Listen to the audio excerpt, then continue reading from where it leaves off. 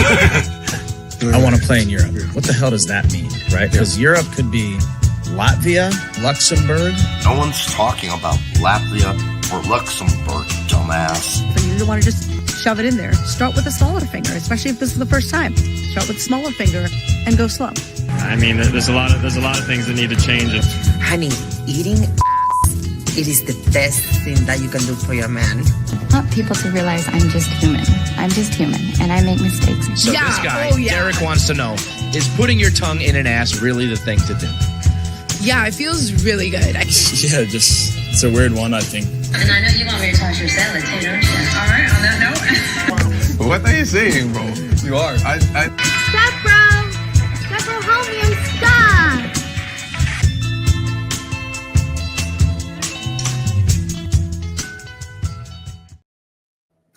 I'm tongue punching that fart box. Kobe. I'm tongue punching. Tongue punching. I mean, that's enthusiasm. I'm not sure it's the very best thing, but it's among the top things, I think, for some. And if that's your thing, you go for it. That's what I say. Welcome to Straight Red Card. Can Derek sing the actual Kings of Grungs? I can't do them. I'm the man in the box. Yeah, I can't do them. You probably need. I don't know. My mic's what's too far away from here. You might need to custom yourself with that. I'd have to listen to more Alice in Chains. In that era, yeah, I wasn't listening to a whole lot of Alice. I did have to listen to them, but I didn't seek it out. And I liked a couple songs, but I'm not a massive. I don't have anything bad to say about Alice in Chains, but I just wasn't a massive. It was a little bit on the more of the heavy metal spectrum. The production was a little too clean for me, but I'm being picky. Really, they were a good band and they did some good stuff. All right, watch their MLS Unplugged set. Okay, that was a lot less clean, if you will. I'm sure it's spectacular. Jizz all over. All right, F M, and Angry American. All right, for $2. Is there a book you can recommend for soccer tactics? Oh my God! Wow. There are millions of them. Number one, I couldn't actually recommend one specifically because I think I go back all the way the Life of Total Football. By Jackson, I think, and that was not bad, but that's total football. That's what everybody wants to play, right? Or I don't know. Is it I don't know. I don't think it is. I think a lot of the great formations and playing styles have been abandoned, and then so much of soccer's the way the tactics work have changed pretty dramatically over time. Yeah. So I don't know if there's one you could pick out and say, hey, if I hand you this book and you go coach, you're going to be a great coach. Yeah, things have just so dramatically changed. Keepers are now sweeper keepers. That was never expected from a keeper. Playing out of the back the way they do now, shit. That always seemed such a natural role, too, for people who played keeper in the sense that when you played – street ball, rec, just for shits and giggles. As a keeper, you're always playing as a sweeper keeper. You're always walking up close to the halfway line whenever you guys are in the attack. You're never just camping in the box. That's rectum soccer. Rec soccer, right? So street ball too. You can't read. He's probably looking for an actual real book on how to play, how to set up a team. Maybe I don't know. Let us know, my man. But it's really hard. Right there, man. I would actually tell them at this point, just go look up formations online and you'll find all kinds of different ways to play. And I think it's just really more important to know what you have player-wise and to shape the team that accentuates the skills that your team has and the strengths your team has. Formations are important. But it's important if you put everybody in the right place in that formation So I guess when Jimmy said formations aren't important, maybe he was somewhat right in the sense that it's important to first know who you got and then pick the formation that matches what you got. Or, I don't know, fit square pegs into round holes. That's another possibility here. Also reminds me, in this opinions in general about formations, I go back to something I watched today. What is an expert, right? Dave Smith, Douglas Murray going at it on Joe Rogan's show, which, libertarian versus pseudo neocon.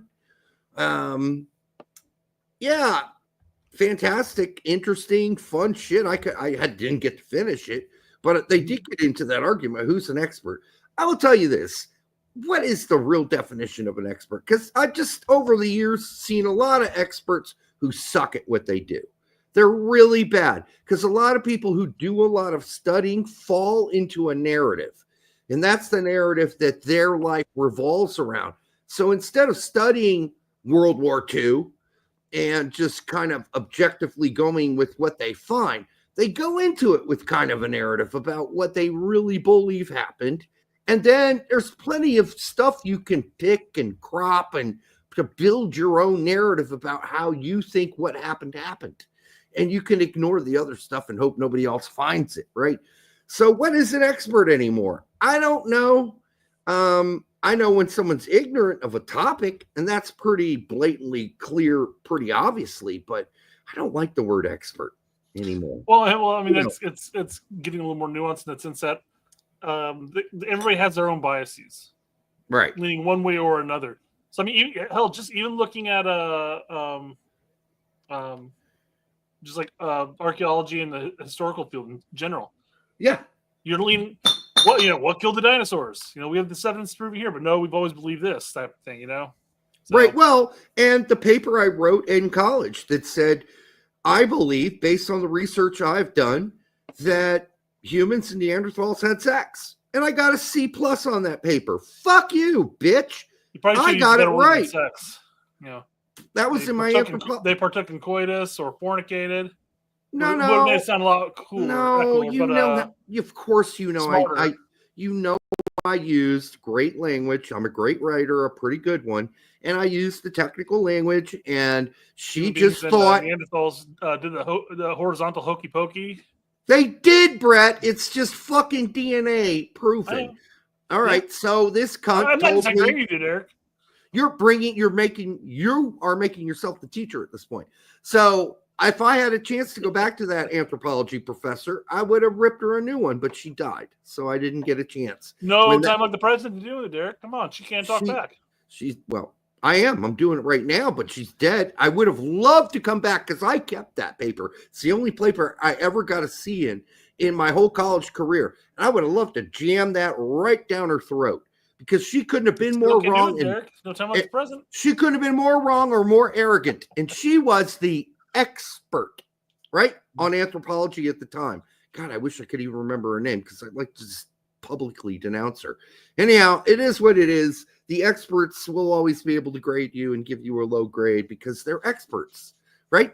They're experts. Yeah. I don't really know what an expert is. I do know that collectively, Brett and I have been doing this for about 50 plus years between the two of us. So, like as far as covering the sport and watching the sport. So does that make us experts? I don't think so. There are things we're definitely not experts on. Right. It's also interesting when the quote unquote conspiracy theorist becomes or ends up being right and the experts are wrong. So does that mean that the conspiracy theorist was right or was the expert the entire time? No, because the experts are bought and sold. That's why in a lot of cases, or they have their own narrative and they're more interested in making themselves right than being right. So that's the problem. That's what we get into. Experts become political creatures. So Derek is an expert in explicit corn. There's nothing I loved in sweet Indiana corn during the summer. I'm looking forward to that. And I do continue, thank you, Prost, and to do my research. By the way, I'm drinking, once again, the same shit, the Boulevard at 9.5. and you're drinking some weird ass shit by Taxman, who I do endorse, but hops. No, thank you. Yeah. How hoppy is it? As I mentioned in the pre-show, it's definitely not the most bitter beer I've had in my life, but okay. It's a solid IPA, and I don't think you would like it. Okay, but I do like the fish. Two Heart. Two Hearts. How close is it to Two Hearts? It's much hoppier than Two Heart. Oh, then I won't like it. That's what I said. Yeah, I knew you would like it. Yeah. Not Matthew Hoppy. Way out of your league. Not Matthew Hoppy, by the way. Anyhow, interesting debate. If you're interested in watching a guy like Dave Smith, who's a libertarian, I don't know. I like the guy. He's also a comedian. And then the very sometimes snooty Douglas Murray, who I like sometimes, but not all the time. You know what I mean? Kind of hard not to like. It's not easy to like him all the time. So anyhow, fun stuff. I just love a good debate. That's what I like sometimes. All right, now let's get back to soccer. I don't want to lose anybody because I don't think we've we've said anything political there, but it's just a debate and talking about the political topic comes later. Right. Oh, it does? Okay. Well, it's not really political by any means. All right, you got any more fluff you want to talk about first? No, that was it. That was my fluff. All right. My fluff. So Derek, for the 100 of people who are already here, make sure you like, subscribe, share it with grandma, and thank you for bringing your stepsister to the show. We always appreciate that. We think it's awesome. Tongue punch that like button, guys, says Kobe. Tongue punch it. You know what? If you only have a phalange free, phalange it. All right. Go ahead, Brett. Sorry. So there's an online quiz going on right now on the twits, and I wanted to see what you thought. What your take on this quiz is? I have not seen any quizzes. No quiz for you. So Derek, the quiz is you got to pick A, B, C, D, or E. A.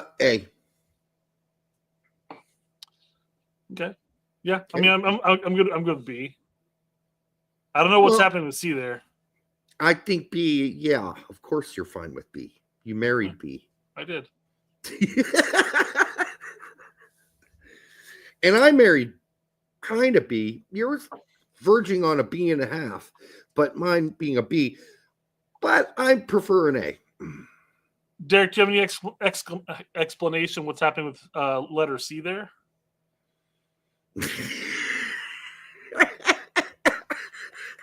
I don't know what's going on with C, but that's pretty odd.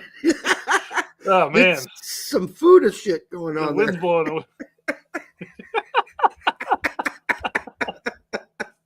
Oh all my right. goodness. Let's see here. I prefer Fudas, I guess. If you're we got B, we got A, B, B plus.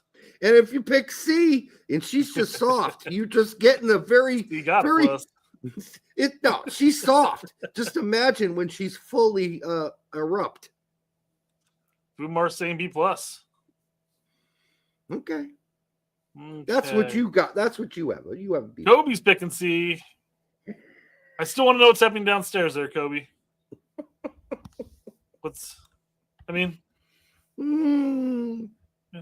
That is hilarious. That's Thailand stuff right there. Team says kind of a Japanese Fuda thing, right? Futa Fuda. Is that right? I think that's the word. All right. Looks like a deflated penis, Derek. Well, that's what I'm saying. Imagine when it gets excited. And if you're into that, bam, C. Hey, right? That's a surprise. Grab those. All right, so the Chinese are taking full advantage of AI. Okay. And with Trump's talks of tariffs and everything like that. Damn. Yeah. The Chinese have provided a video of what apparently American sweatshops look like, because that's the only type of production that China's used to. Oh, they must assume we all have sweatshops. Hey, way to meet yourself. That was awesome. I did, because I was coughing hard. Yep. Yeah. All right. So here's the video of American sweatshops. I mean, production. Listen, if you don't think there are Americans that are willing to do production line work for $30 an hour or $25 an hour, you're just kidding yourself, because there are. And they may not be these fat white dudes, but there are plenty other Americans who would be willing to do it. Plenty. And plus some fat white dudes, probably. Because at some point, you've got to kick your son out of the basement and tell him to get a job, right? He's got to go do a job. And if that means putting shoelaces in Nikes, then go for it. I like how all the fat guys just look tired. Well, they are tired. I know they got to lug all that stuff around, but man, all their eyes are pretty much closed. I gotta say, as I said down here, let me click on it. Oh no, my post isn't here. Doesn't show. Oh well. I said just take a look at the dexterity of their fingers. I mean, I bet you their misses are pretty happy ladies. I don't think that people have been giant sausages able to put phones together.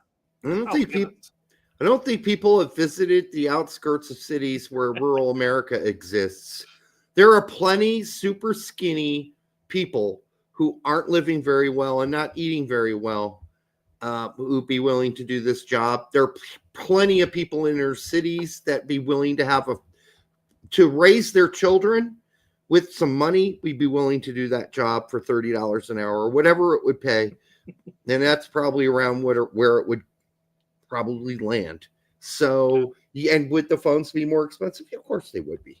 So that's hopefully Apple, if that's the case, if let's say the price of an iPhone goes up, hopefully Apple ends up supporting phones longer than 2 years. It's like 4 years, I know, but they'll have to change their marketing, won't they? It's like, yeah, we got to do something and slow down on the production as far as the number of different phones coming out every handful of months. Yeah. So we don't know how all this is going to work out, but this is funny, I guess. AI at work here. All right. Yeah. Okay. What we got next? We're going to branch off into some MLS talk real quick. Won't be there much longer than 10 seconds. Okay. I wanted to bring this one up because we always talk about the youngsters and hey, let's wait till see if they catch up or let's see if they actually crack the first team consistently. I busted your balls for this today. I go out there and I post, hey, 16-year-old center back Christopher Cubs might first start in Chicago this weekend. Well, it's between him and Omar Gonzalez. Give me the 16-year-old in this case to start on the field. But you said might. Sure. Yeah, that's very whatever that guy is. They post all the 15-year-old stuff. I'm not sitting here stroking it saying, hey, Christopher Cubs is a wonder kid and he's going to be the next big thing since sliced bread. I'm just saying, hey, here's a 16-year-old kid who might get a start this weekend because it's between him and Omar. Injuries galore. Might. Did I say there's a 50% chance? Would you have been better with that one? Yeah. I would have. If you give me a percentage, I would have hung with you. But I had to bust your balls. No, this isn't me saying Kevin Sullivan might play this weekend because there's no indication that he'll even be on the 18. That's right. But what did I say? Can you scroll down? Yeah, you're talking about don't bring him to the lube. Yeah. Might break out the lube. You know what? I think it's funny. We're probably the only show that busts on itself out there. You always talk about lube. I'm blocking you. That's what the one guy said. He said, why are you always talking about lube? I'm blocking you. Like he's got a problem with lube? Who's got a problem with lube? Really? So, give me a break. What do we know about this weekend in Chicago, Derek? We know that Messi might be in Chicago and a 16-year-old might start at center back. Might, yes. Mights don't work. I need to know real shit. Oh man. Give me percentages. Yeah, okay. There's a 0% chance Messi starts and plays against Chicago. Yes. And there's a 50% chance that Cups plays. Okay. All right. 50% is a coin flip. It really is. Okay. All right.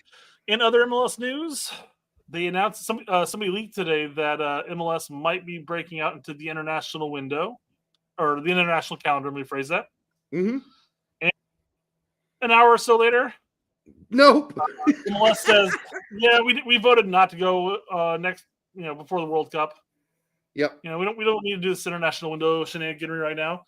But somebody brought it up. Somebody brought up the point that even if they approved it, it wouldn't take into effect until after the World Cup, regardless. Yeah, affecting change in MLS is like trying to wedge a 3-foot cock into a tiny, squeezable hole, like the smallest fleshlight available, right? So good luck on changing MLS. And good for MLS Moves. He covers it all, and he does it, I think, mostly pretty objectively. He's an MLS fan. We are fans of MLS teams. We'll come to another one that we'll question his post on, but yes. But yeah, so he's been on the show, by the way, so we're friends. Yeah, I mean, MLS has talked about this going on about a year now. Mm-hmm. It's definitely. I think it's going to eventually happen.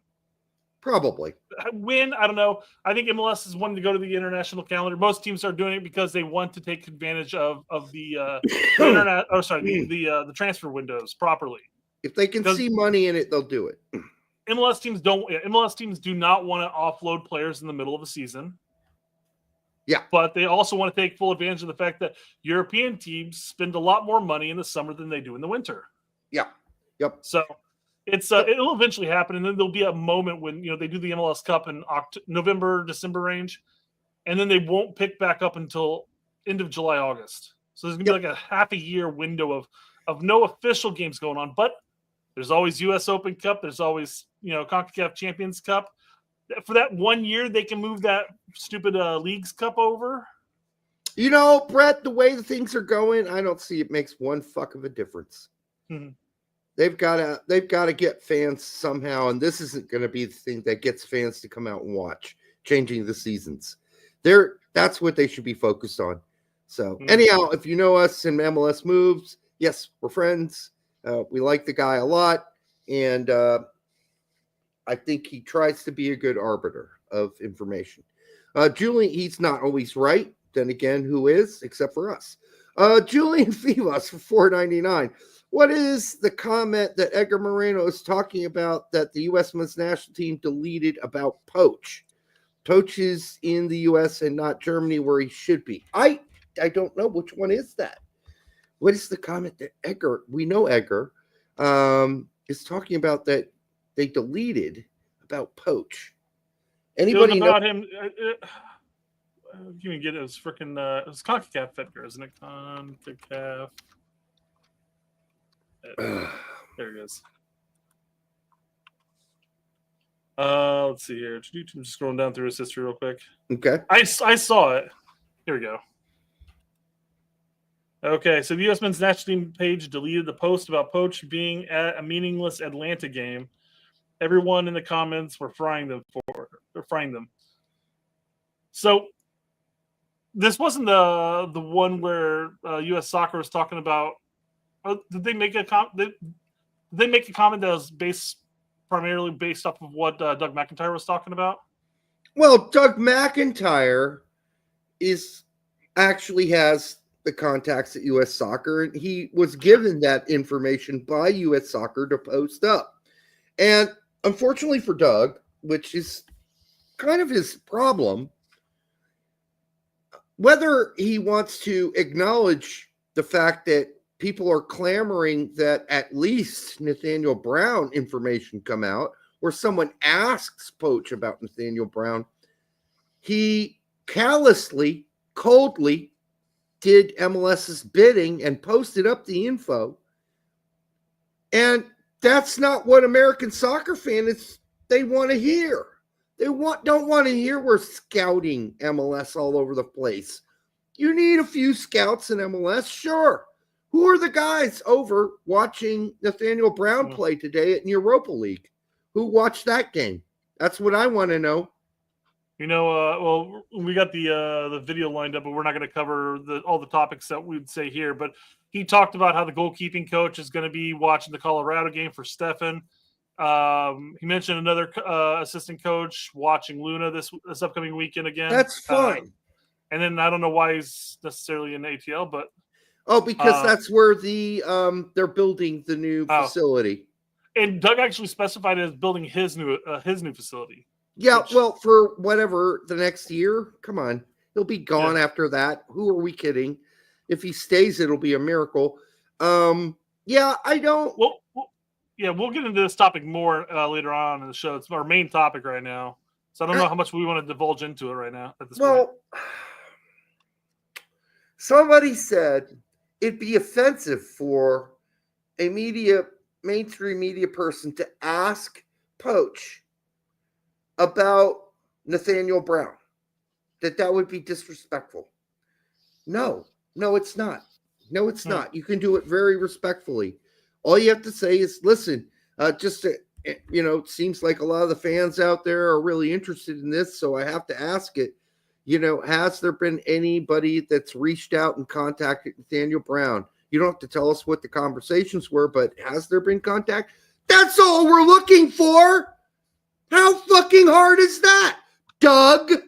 Come on, Doug. I thought we had this new connection, you and I. I brought it up in your post. I said, anyone going to Frankfurt? You could have given me a nice, cushy reply. No, you didn't. All right? I thought we were trying to get along, you and I.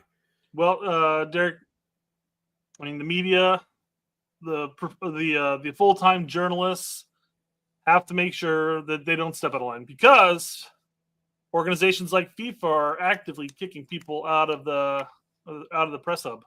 Yes, they are already doing it because they don't realize that being a journalist for U.S. soccer or soccer in general in the United States is not a full-time job unless your name is Doug McIntyre, Jeff Carlisle, etc., etc. Not even Brian Schroeder is a full-time fucking, press guy. I hope that doesn't get Brian in trouble for his FIFA credit, because we want Brian to be there covering it.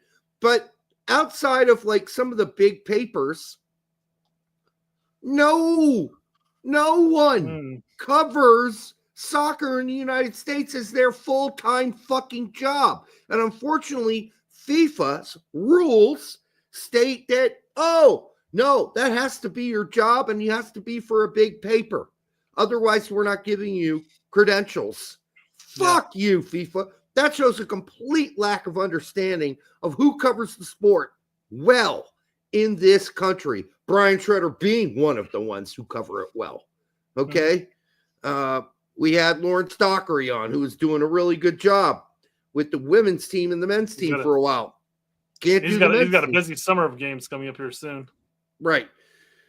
Most of these guys have other jobs. They have real jobs. They do it on the side, just like I did for 15 years, covering the sport for Big Soccer, Soccer 365, name it, Beyond the Pitch. I wrote articles, okay? But that wasn't my fucking day job. My name wasn't Grant fucking Wall. You don't think Bill Archer had a side job? Bill Archer had a real fucking job in those years. Every one of them did. This is ridiculous. So, yes, this guy got... Quick. Alex says, are we sure that Poch did not contact Brown? We are not. No one knows. No one asked. No one's asked. That's the point, right? No one I'm sure that Poch didn't come out in whatever presser that they did to get all this information, simply saying, I'm going to have this guy go to this one to keep an eye on this player, this and this. And I'm sure they're saying, I've got coaches scouting some teams in MLS. Oh, which teams are you scouting? Well, we're doing Real Salt Lake. We're going to be doing Colorado and then Atlanta, so forth. That I'm sure there was some back and forth before they got to the specific players that this guy's going to go keep an eye on. Why isn't that happening with the other players? Yeah, it's pretty limited. And by the way, that information was just pump-fed to Doug. It wasn't an interview. They said, here's what's going on. Put this out there. As if that's good. This is how tone-deaf they are. They don't even know that most people are going to go, so you're just scouting MLS players? And we like some of those guys. Like Stefan's got a real shot. Luna's got a real shot.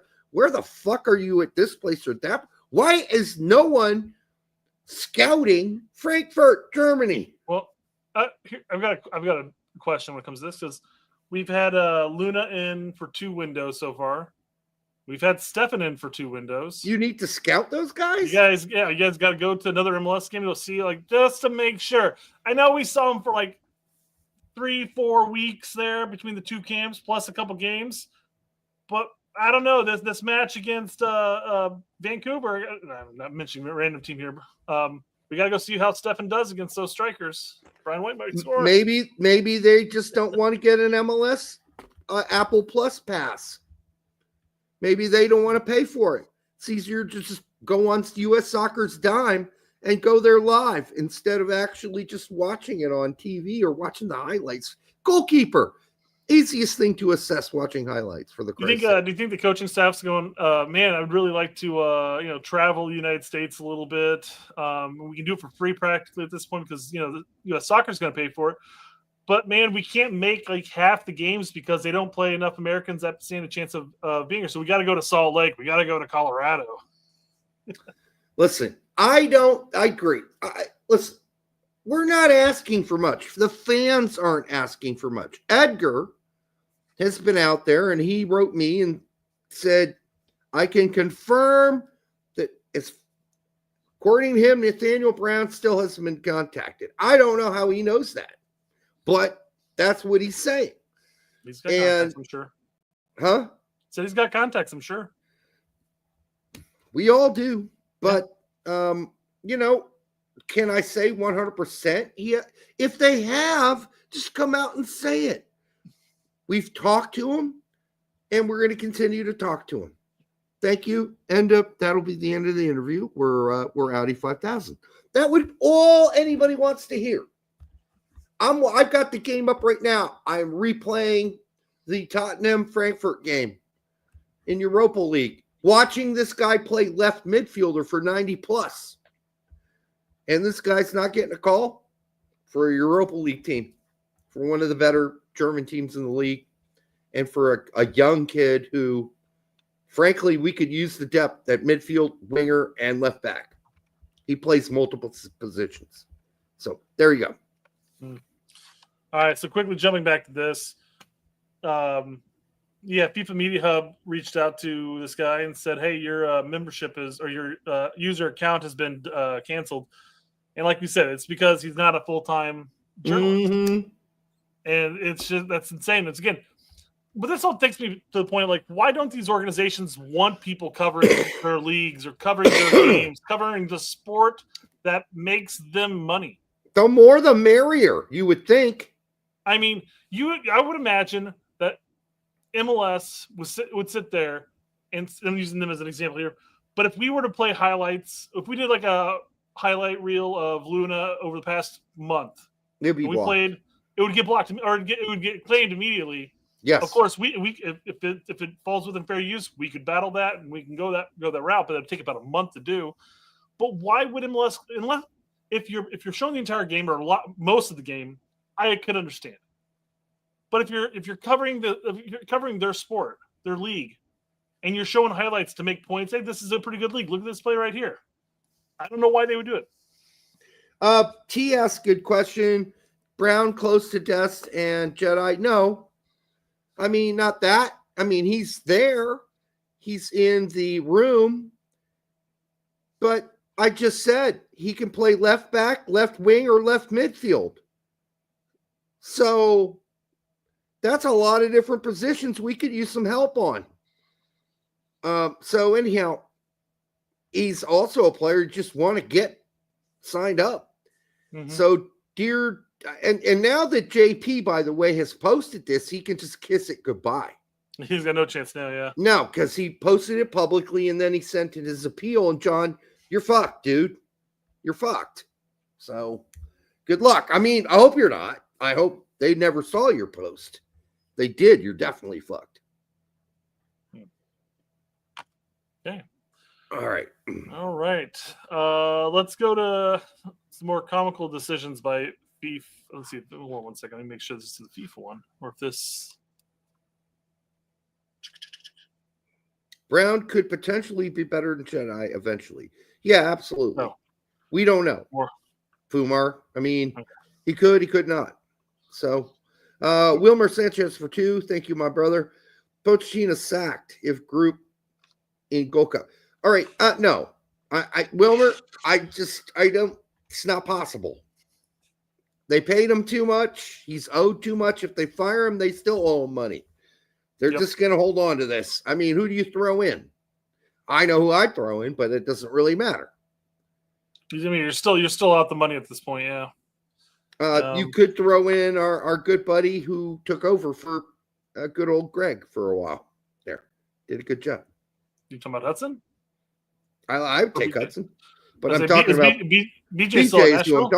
BJ's who I'm talking about. Obviously, But is BJ still in Nashville? Yeah, of course he is. Sure. I'm just saying. I'm just saying, if you have to throw a guy in. Last I heard Hudson's gig in Saudi Arabia. Yeah, that didn't work out. Sank real quick. So I'm sure he's available. I like BJ better than Hudson even. Yeah, but I don't. We paid the money, so I don't expect us to really make that big of a change. We're not that soccer nation. Let's just be really honest. We're not going to throw anybody in, so it's not going to happen. Poch is going to be the coach at the World Cup, hell or fucking high water. That's how it goes. Emma to do double duty. Oh, I'd love Emma to do double duty because I don't think she gives a fuck. I think she'd chew those motherfuckers out. No worries. I hate that Saudi Arabia is in the Gold Cup. It takes away an opportunity from the deserving CONCACAF team. We should be strengthening our region as we complain all the time about how weak ours is. You know what? You're right. If you're going to pick a team to come in and fill a spot, although it be because of FIFA and their Nations League schedule, that makes that almost impossible to do. It would be nice if there was a better team than Saudi Arabia in the tournament. But beggars can't be choosers. And Saudi Arabia is not a shitty team. They're not horrible. But I would have liked better. I really would have. But I want to make sure you realize that U.S. soccer isn't doing bad on this. It's FIFA and the little infant mind of Infantino that has fucked up our ability to bring in big teams. In the old days, Germany played in the Gold Cup. Big teams played in the Gold Cup as guest teams to the tournament. I don't see that ever happening again with the current FIFA schedule and the current FIFA windows. We are fucked for friendlies going forward. We're going to be playing CONCACAF till we're blue in the fucking face with it for the next 20 years, unless this shit changes because of this fucking infant-minded prick named Infantino. All right, is he an improvement on the sausage eater? Yes, he was. There's probably some slight improvement there on the most corrupt fucking FIFA president of all time. But still, it's not much of an improvement because he's a small-minded prick, stubborn-ass son of a bitch who claims he's there to help the small teams get better and the small countries get better, but in essence, stifling smaller federations that are now forced to play constant friendlies and tournaments against one another instead of playing against the better teams from South America and Europe. Can't get better if you don't play better competition. All right. Well, I guess since we're talking about the Gold Cup and everything, let's go ahead and take a look at the groups. And was that announced? Was that announced? Oh my God. I almost feel like it was so titillating, Brett. We missed it. I missed it. It took a full hour. To as they pulled the little balls out of the bowl. They pulled it out the group stage. A is so and so, and they had to talk about that team, and then they talked about the group as a whole, which is really weird when it's just the first team being announced. Was there a music performer before it all started? Oh, I didn't watch the whole thing. I just caught the very end of it.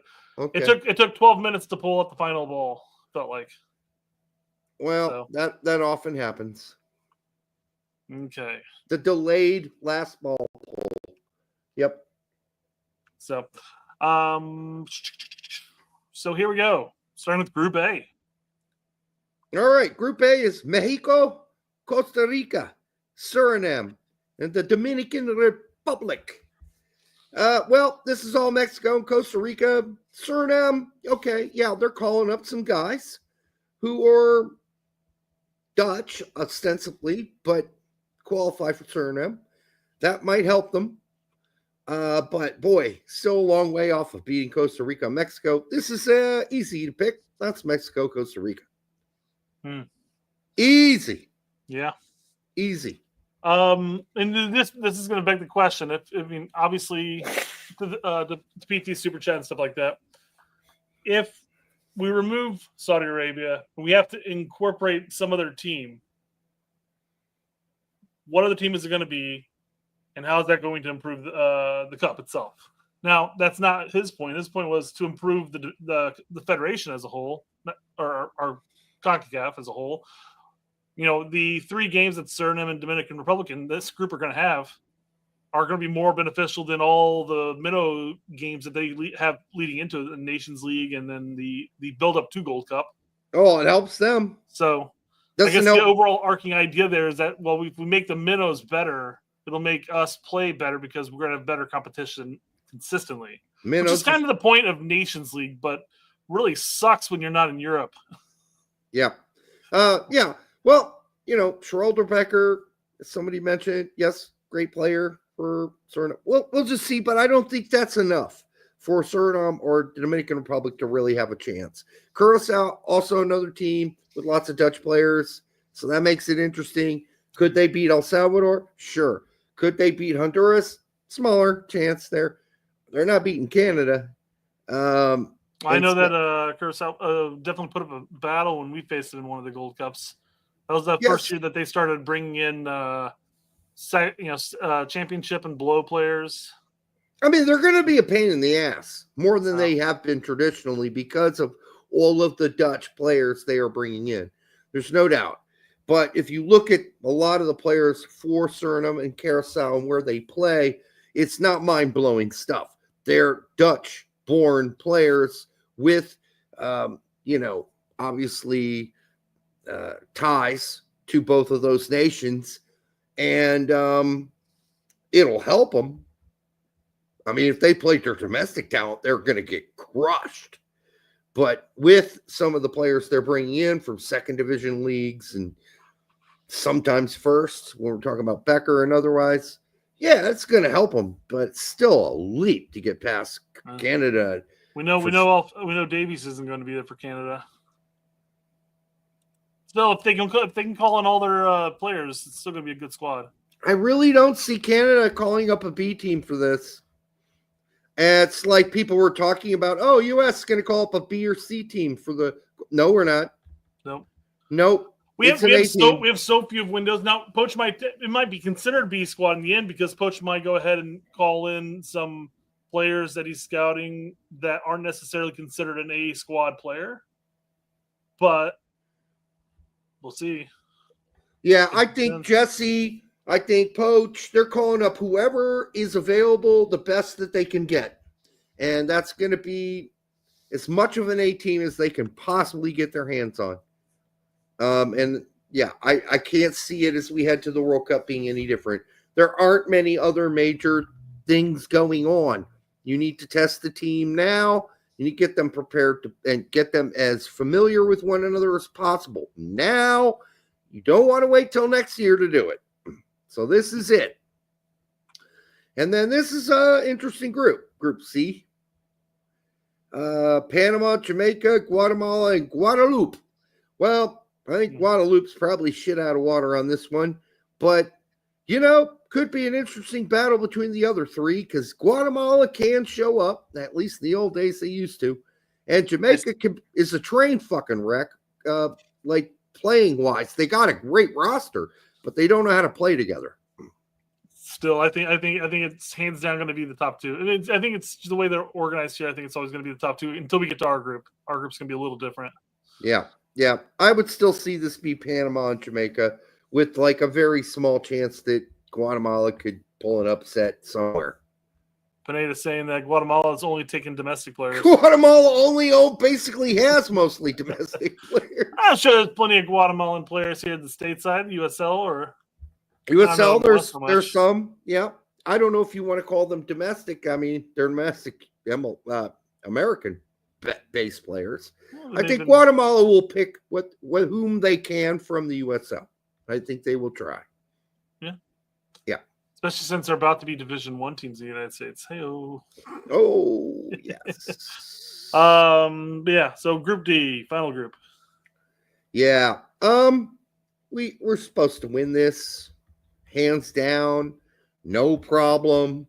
The only team that could give us any trouble, I think, personally, I mean, this is saying a team that's not playing very well right now would be Saudi Arabia, honestly. I mean, hell, we've struggled. There's always in a way in Trinidad and Tobago, but we always struggle against TNT. It seems away.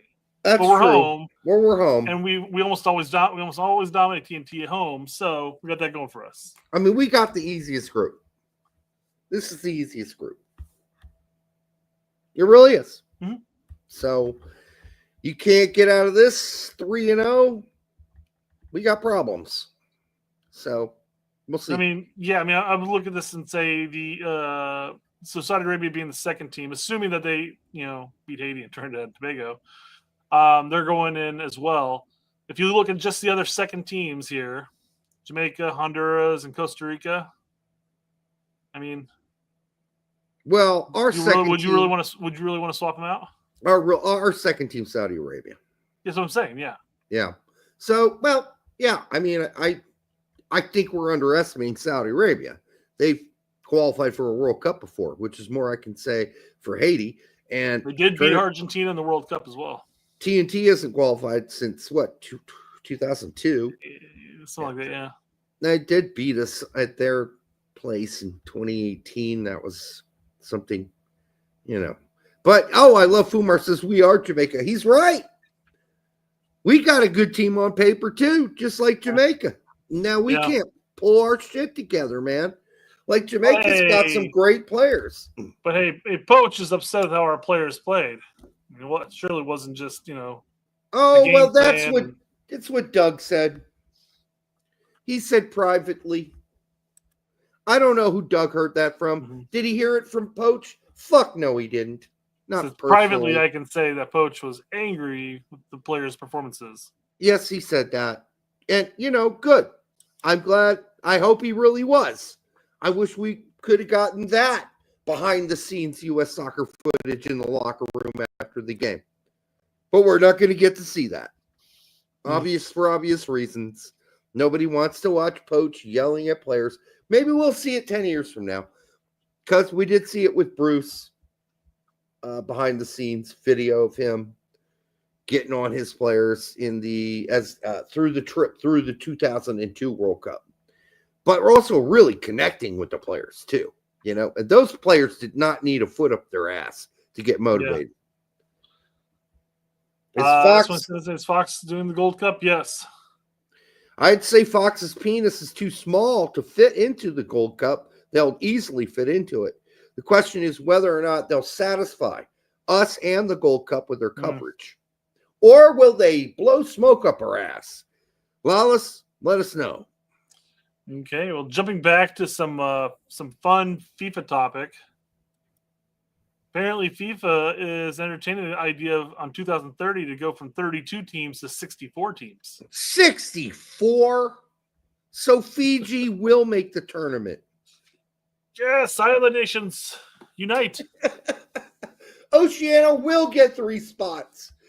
One of those islands that get beat by New Zealand 8-0 will make the fucking cup. We're looking at the 48 World Cup here, or the World Cup coming up here with 48 teams going, geez, 3 of CONCACAF's best teams are already included.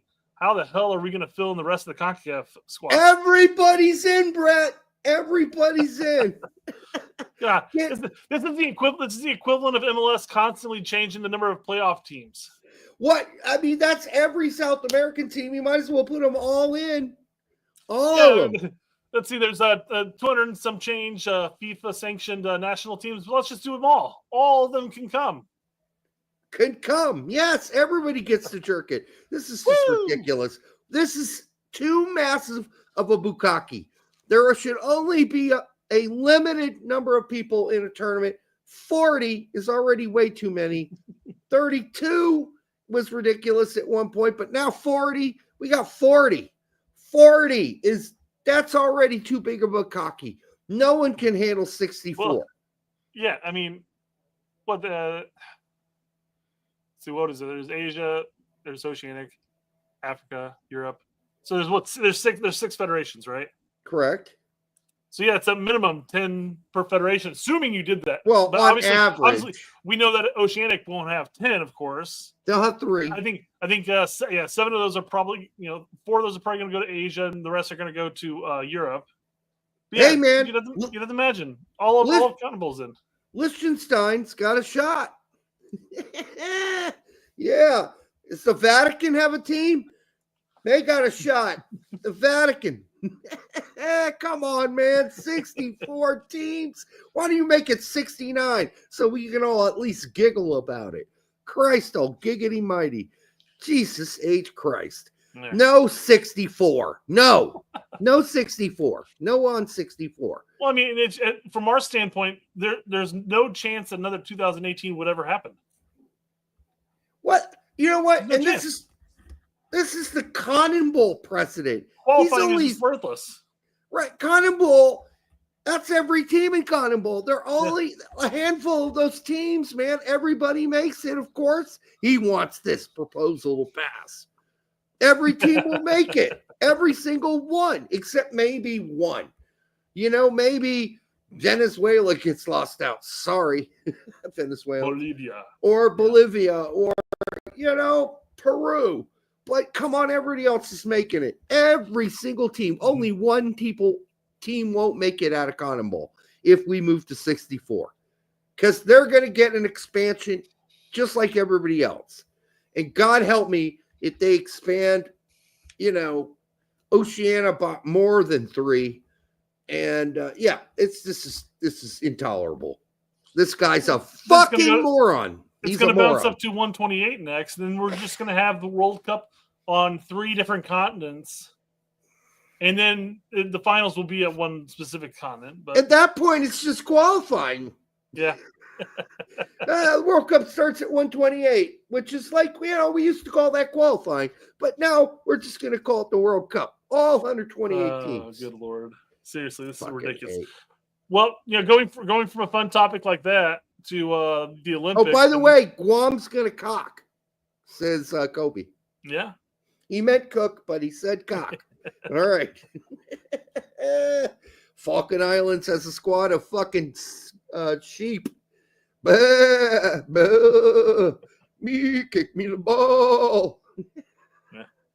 I scored. Well, so now we look at the World Cup and it's being more inclusive for everyone. However, of course it is. For the men's side of the Olympics, it looks like it's going to be a little more exclusive because apparently it's going down from 16 teams to 10 teams or 12 teams. You want to know why? Because clubs are pissed and they don't want to send their players. A. That's my guess. B. What's B? FIFA doesn't control it. Yeah. C. I don't know. No. No one gives a shit. Oh. No one gives a shit about Olympic soccer. No one has and will anytime going forward. I know Pete was all stroking it with the lube on the Olympic soccer thing, but I got to tell you, Pete, and we love you, brother, but Olympic soccer is the biggest limp dick thing that ever happened to soccer. They might as well just get out of the Olympics. I got to say, if the U.S. failed to make this last Olympics, Kevin Paredes would have had a full season at Wolfsburg. Yeah, he would have. And what did he burn all that time for? The Olympics? Yeah. We're talking Olympics? Olympics? Really? Olympics? So, yeah, I guess it's going to be kind of a positive. Although, man, that's going to be a really quick Olympic sport. 12 teams? Yeah, man. Are they just going to be bracketed at that point? Who knows? I'll be watching ping pong. Ping pong? I'll be watching, they call it, I'm sorry, table tennis. Yeah. Table tennis, not ping pong. Ping pong is a horrible thing you're not supposed to call it. Ping pong, we don't call it ping pong. We call it table tennis, you idiot. You stupid pig. It's table tennis. It's just assume that, the Asians are going to be pissed. Quit calling it ping pong. No, this is a European thing too. No. I said, do they assume that they're going to be pissed? I don't know. Are they offended for somebody else? Is my question. The Europeans and the Asians would be offended by calling it ping pong. Yes. Yeah. They That's don't sort of like it's sort of like on badminton. Most people around the States refer to the little thing as a birdie, but the actual name is shuttlecock. It is a shuttlecock. Yeah. But if you say birdie, and they only say that to clean up the whole cock part here in the States. all the high schoolers that are taking summer school gym laugh their asses off when you say, "All right, grab your shuttlecocks." Right. I'll shuttle you my cock right here. What are we doing here? Ping pong? What the fuck is ping pong? Ping pong? We don't call it fucking ping pong here, bitch. All right. Julian Vivas for $4.99. If Poch won't call Brown, I'm not saying their name. I want to see Caleb Wiley, John Tolkien, and Kevin Paredes in June. I also want to see Vinder and Banks in June as well. Okay. I don't want to see Paredes in June at all. He literally hasn't played a single match yet all season because of his injury. Yep. And he's just getting back to training. Paredes can sit this one out. I think Paredes going to sit this one out. John Tolkien's going down to Bundesliga 2. Caleb Wiley, he's been playing pretty good for 2 games, but let's not bust out the loop. And then Winder finally got his first stretch of minutes in Portugal. Yeah, I mean, listen, I'm not against any of these things if they're all running on full cylinder. But in June, I don't know. Maybe Wiley? Best? Wiley? I mean, I'd rather see no Kai Banks before Winder at this point. My point really being, none of them are realistic except for Wiley and maybe Tolkien. Paredes, let's see him get on the pitch. Let's see that first. Huh? All right. Okay. What we got going on here? Somebody said I shuttled on the short bus. Yeah, buddy. I shuttled on the short bus. Right there with my National Honor Society degree. Not degree, whatever that degree. Piece of paper they give you that says you're the National Honor Society. You got the sash when you graduated? No, I didn't get a sash. Dude, I was so my high school went off of a 100% GPA score instead of the 4.0s. That's tough. And so in my school, a 94 was a B plus. Let me phrase that. Damn. And to get onto the national honors, to get that sash you graduate and walk down with, you had to have a 95. I had a 94.6. Yeah, see, you're not talking to dummies here, dude. And I didn't get my sash because I was like 0.4% off of getting it. I was like, motherfucker. I got kicked out of National Honor Society for 2 things. 1, getting kicked out of school for being high at school. And 2, I got arrested for drunk driving. All right, so that kicks you off the National Honor Society. All happened my senior year. It was a fun year, though. I just wish some of those things didn't happen. Should have done better, Brett. I agree. Mm-hmm. I agree. Yep. Could have done better. Should have done better. Whatever. Fuck it. It's not that important. Hey, you know what? College didn't really care what my overall GPA was. Never had to put it anywhere. Mm-mm. The key to college, guys, is to apply super duper fucking early. So I applied like a year and a half out and got my acceptance letter before December of my junior year. Yep. Yeah, no, it's good. And really, nobody's ever asked me in a interview in any of my jobs I ever did, Well, how'd you do in college? I graduated. How'd you do in high school? Nobody fucking like you got a diploma. Okay, good. All right, now let me see what you've done in your work so far. That's what they cared about. They don't care. Have you been a success? Have you not been a success so far? That's all they wanted to know. They didn't give a shit. Nobody even checked if the fact that I graduated from IU was real or not. I could have put Princeton on there and they wouldn't have gone back and checked it because they didn't care about it. They cared that I had been successful in places I had been before. That's all they care. True. So I'm not telling people to lie on their resumes, by the way. Yeah. It could come back to bite you in the end. Yeah. Just 4.0, put a fake college in there and 4.0. Fucking Brown University, baby. Woo! Go. What is Brown's I suppose you better research Brown if you're going to put that down. It is an I believe they're the shit sandwiches. The shit sandwiches. Yes, makes sense. Brown poo. All right, goes together. All right. So, Derek, I mean, so far you've broke 2 different matches being announced before they got announced. One of them was Germany. They were playing up here before the Gold Cup. Yep. Who were also playing Swiss before the World Cup or Gold Cup. Yep. Let me rephrase that. Broke that. Who was the other one? I forgot. It was Germany and Turkey. Turkey. That was it. Yes. Turkey. Sorry. Turkey. We're playing Turkey before the Gold Cup. We're playing Germany next year before the World Cup. Yes. So I got my things wrong here. Hold on. So I broke the Turkey thing and the Switzerland thing, and then I broke the Germany thing, which, whenever we break shit, mainstream media just ignores the fuck out of us, even though we're right. So fuck them and whatever. People will keep posting, and every time somebody pulls it up, like once it's announced, and like, hey, we're playing Germany on some podcast, I want all of our fans to say, hey, Derek broke this first, bitch. Well, you leave the bitch part out.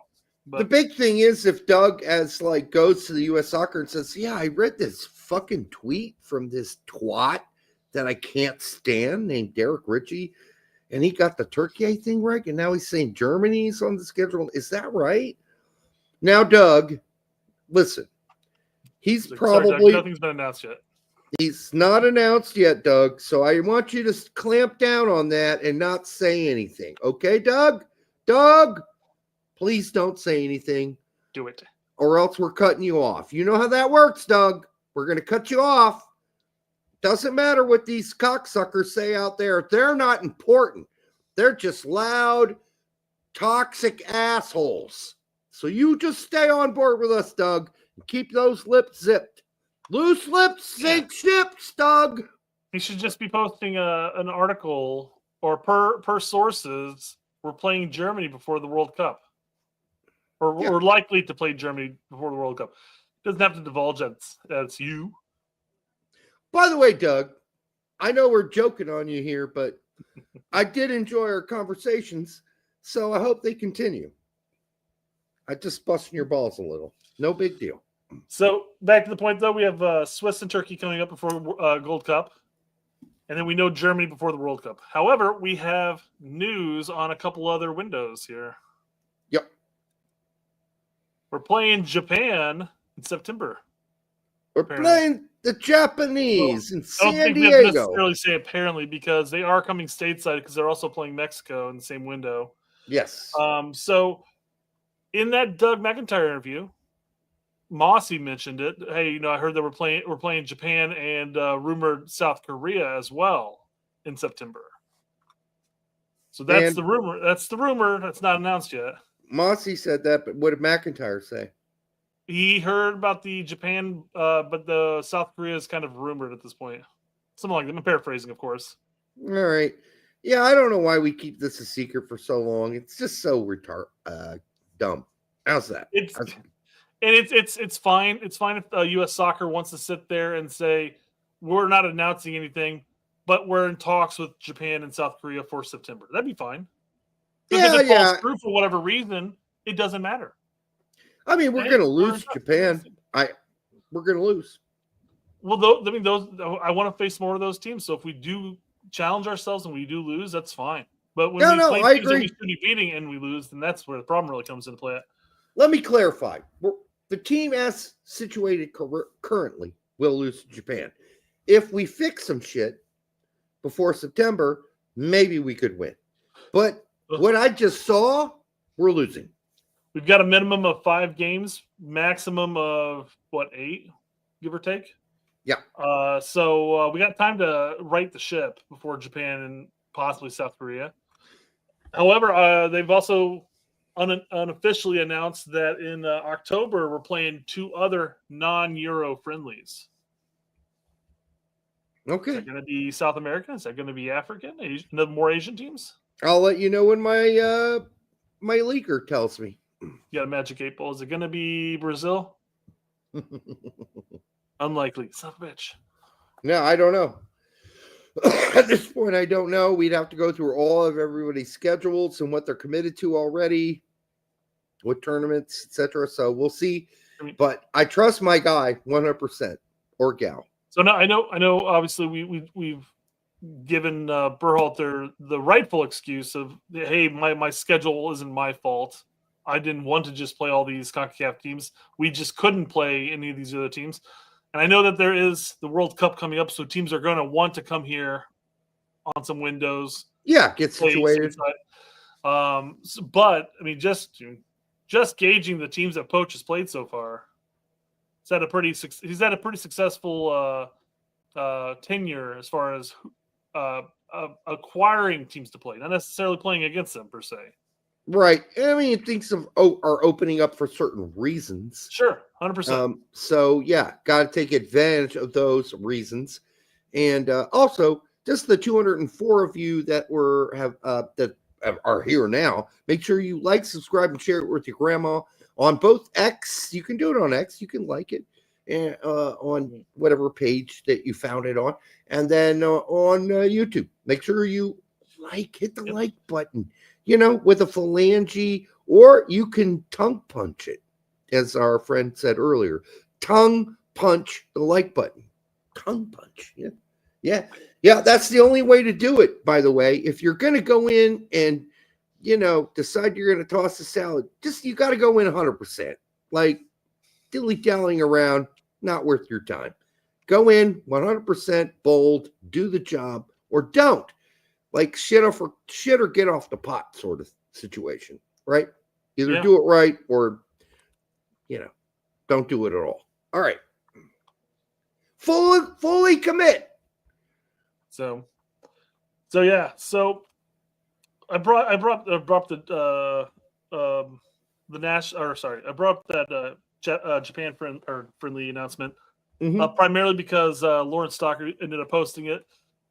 Specifying that the U.S. men's national team will be here in June, Club World Cup will be here June and July, and then Mexico and Japan will be there in Nashville in September.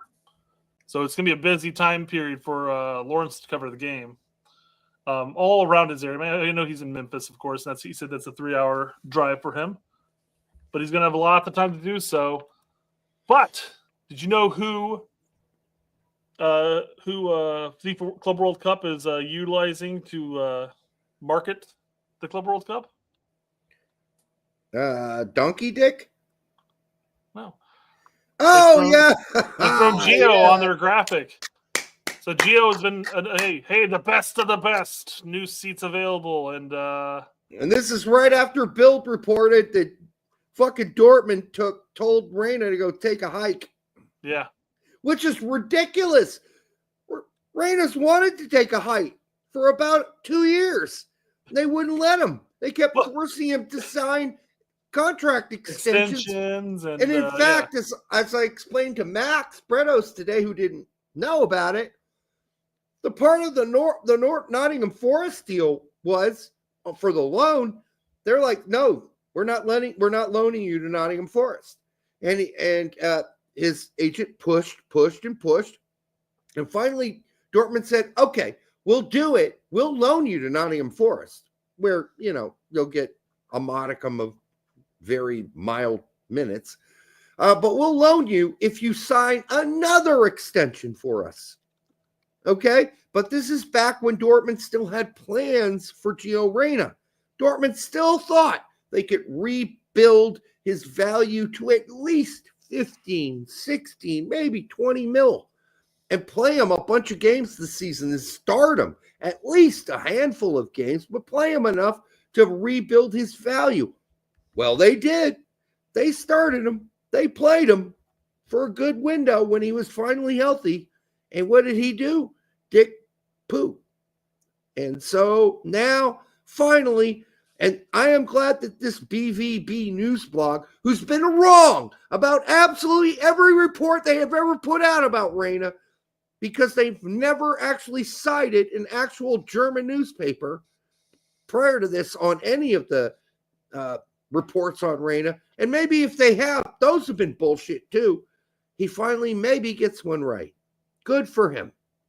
Yes, Dortmund have informed Gio Reyna. No, they have basically allowed Gio Reyna. So this is still bullshit because Gio Reyna's been wanting to move for 2 years now.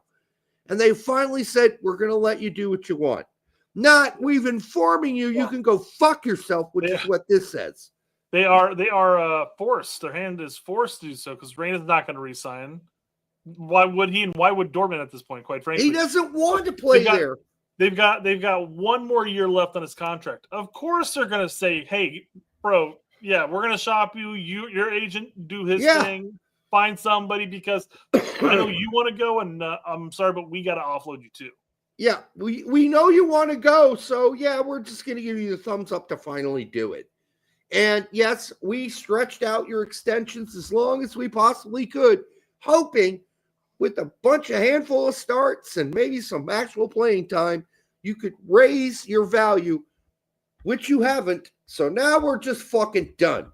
Get the fuck out. Yeah, well, I wanted to get the fuck out anyhow, is what Reyna was saying, basically, and has been for 2 years. I've been trying to get the fuck out of here. You guys wouldn't let me do it. Moping around the field, jogging, making easy, safe passes backwards and laterally. Yeah. I'm ghosting, bro. Just get me out of here. Mm-hmm. I want to leave. Been wanting to leave. So Will says Gio to MLS soon? That should be a fucking question mark, Will. Come on, Will. Oh, I even read it as a question. Yeah, you did. But it needs a question mark. If Gio goes to MLS, no go, brother. No go. There are plenty of other European teams that will be interested to take the dive, to take a risk, especially at the price point that he is at now. There are plenty of teams who are going to be able to whip out $5 million and say, you know what? Well, let's spend $5 million on a guy that was once rated on, the Guardian's list of the best young players in the world.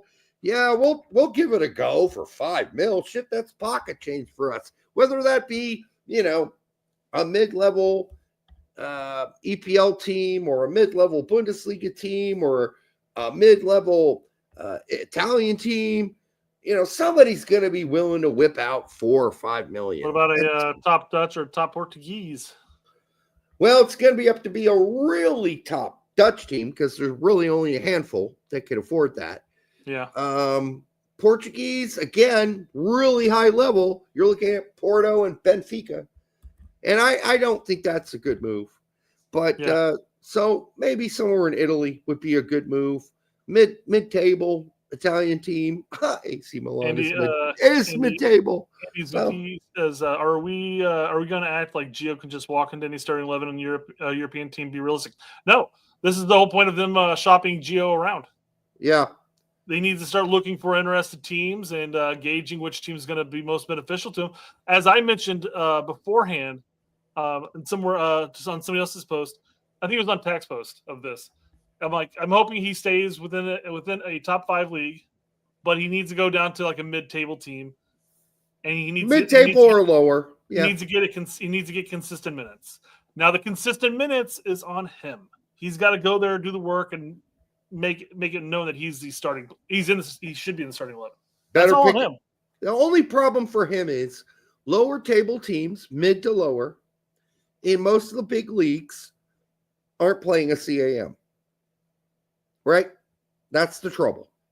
Most of the lower teams, mid to lower teams in every league, big top 5 league, including even Holland, they're not playing a CAM. There are rare exceptions, but generally no. So you're going to have to play out of position too. You're going to have to play left midfielder, right midfielder. You're not going to do what you want to do.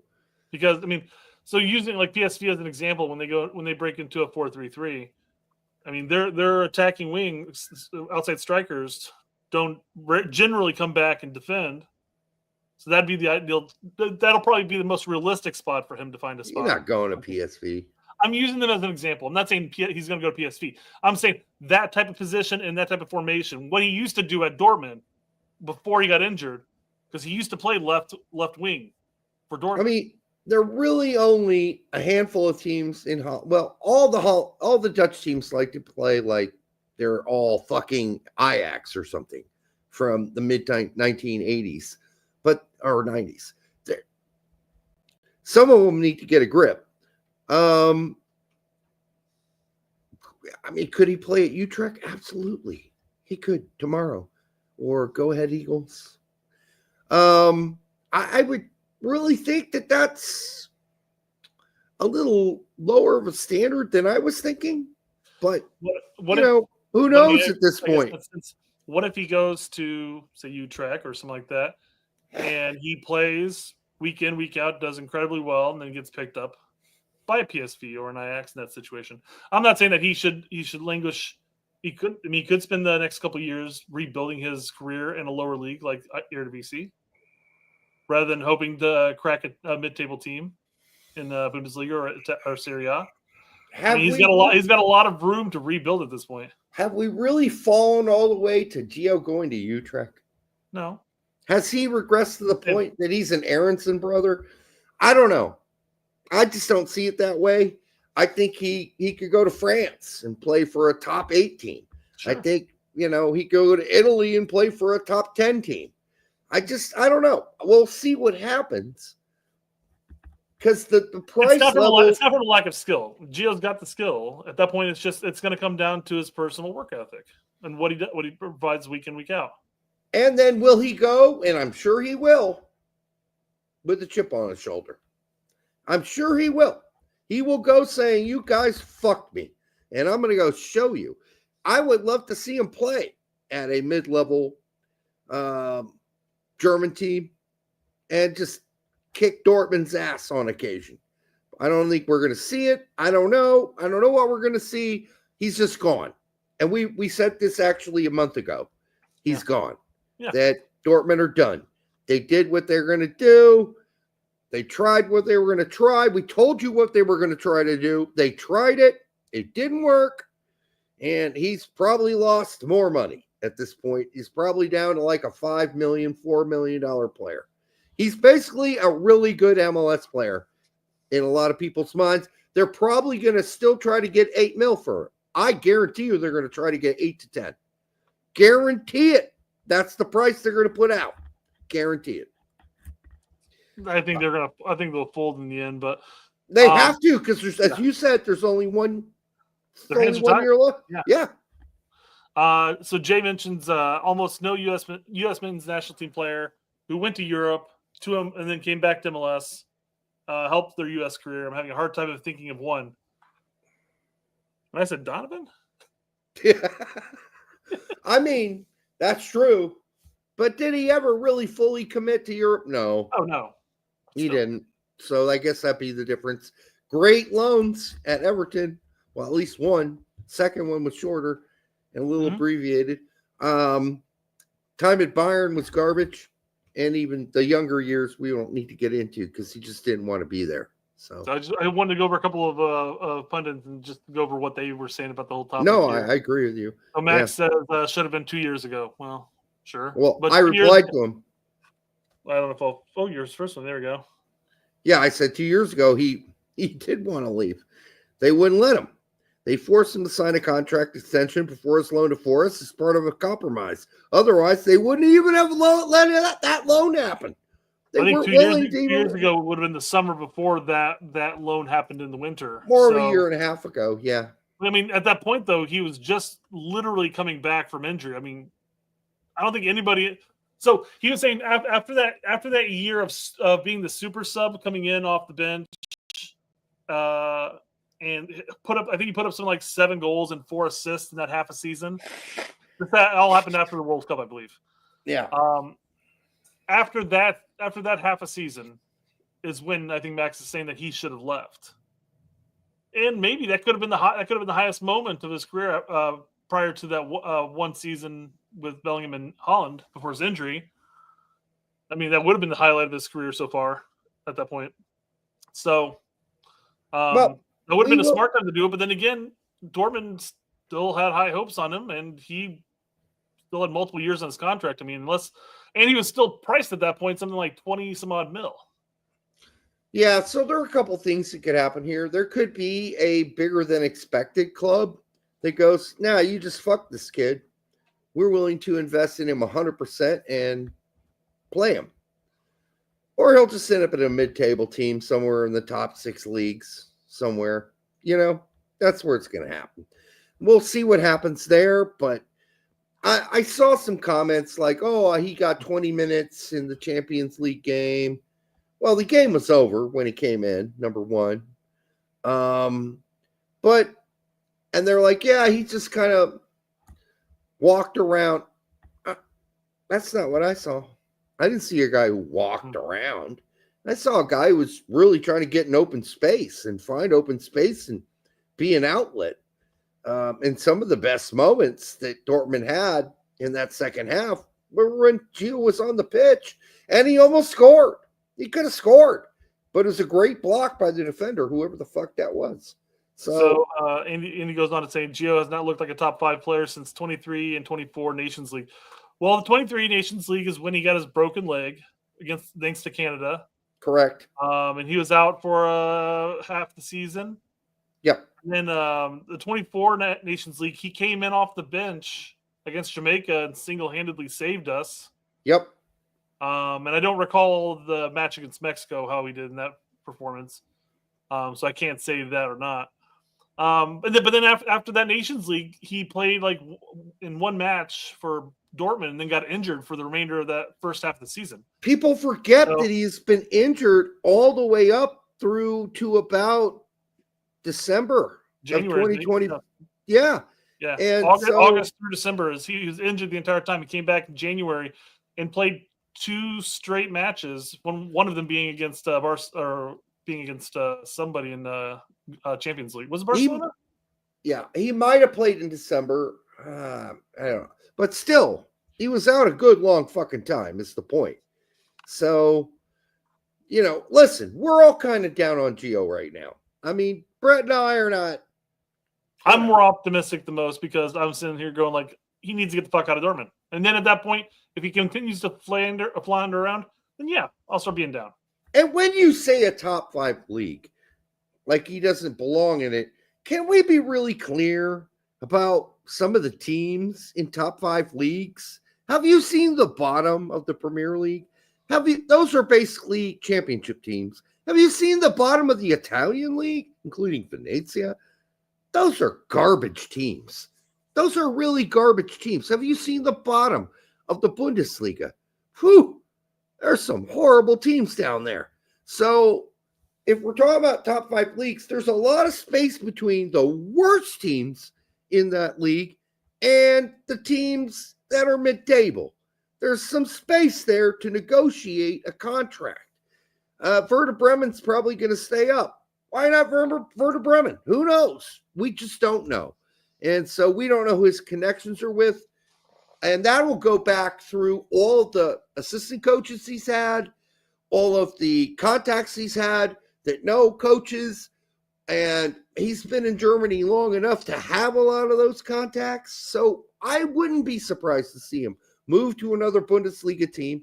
It's not a top 5-6 team, but still has a spot for him. And they have a vision for him. And they believe in him because they played him a few years ago when he was good.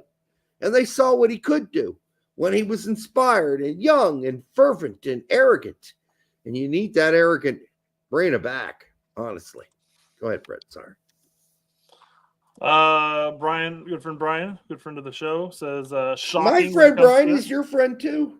I said good friend of the show, Derek. Oh, well, you said your friend Brian first. I didn't. Yeah, you did. I did not say your friend. Go back and watch the tape. I will. I'm going to waste my time doing this, though, Derek, but I'll watch it again.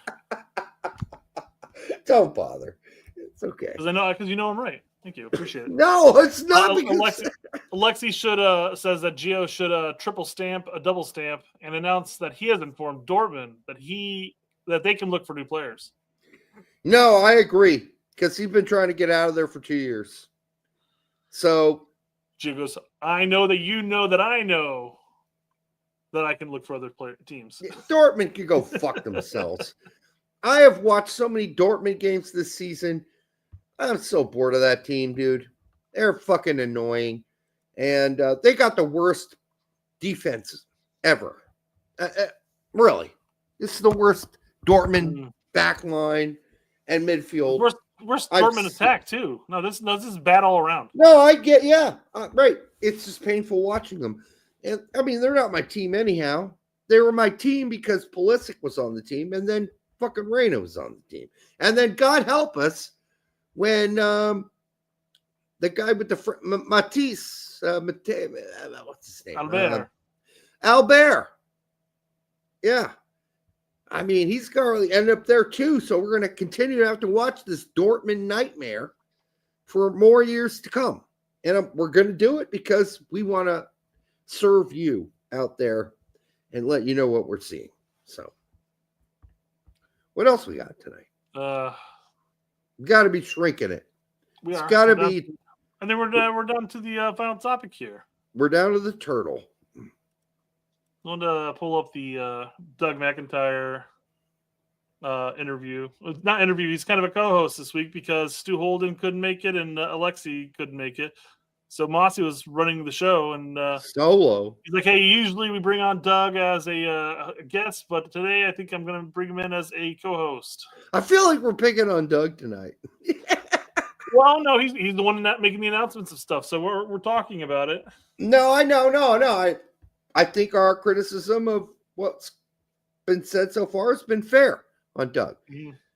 You know, I saw somebody said earlier, yeah, I've texted or messaged or made comments on Doug's stuff on X for like whatever, how many years, and he's never replied. He never replied to me either until like a couple months ago. So don't take it personally. And then, poor Doug. Who's Doug? Doug McIntyre. and Doug is with Fox Sports, if you don't know him. And no, he never replied to anything I did either. And then we had a little convo. So that was good. I didn't know if he even knew I was alive. And then it turned out he did know. And yeah, so I thought we were hashing something out there. And maybe we're going to have him on the show even, actually. Starfish says, I stand behind my nomination for Doug for a lack of sack award. You know, we could give lack of sack awards to actual correspondents. I think that's an idea we should do. Yeah, going forward. And then, by the way, we're not totally done because I got the midweek report. That's what I was going to ask you if you want to do the midweek report now. Yeah, let's do it. So on Tuesday, DK went 25 in a loss, but good to see DK back. Improving. Sargent went 90 in a mostly uneventful game for Norwich in a tie. Horvath went 90. Not what they needed, by the way. No, right. Horvath. Not Horvath. You just said Horvath. I did. Horvath for 90 minutes in a tie. Gooch is in the 18, didn't play for Stoke. Koleosho. Oh, shit. I just screwed up my mic there. All right. Koleosho. Everybody stroking it for Koleosho. Stop stroking it, dude. Can't play for Burnley. Sat on the bench collecting the hemorrhoids for another fucking 90 minutes for Burnley. What is going on with Koleosho? Hey, buddy, go play for Italy's U21s. I'm fine with it. All right. Brendan Aronson, 90-plus minutes. And that was in a win versus Aiden Morris's team. However, Aiden Morris played really well in that loss.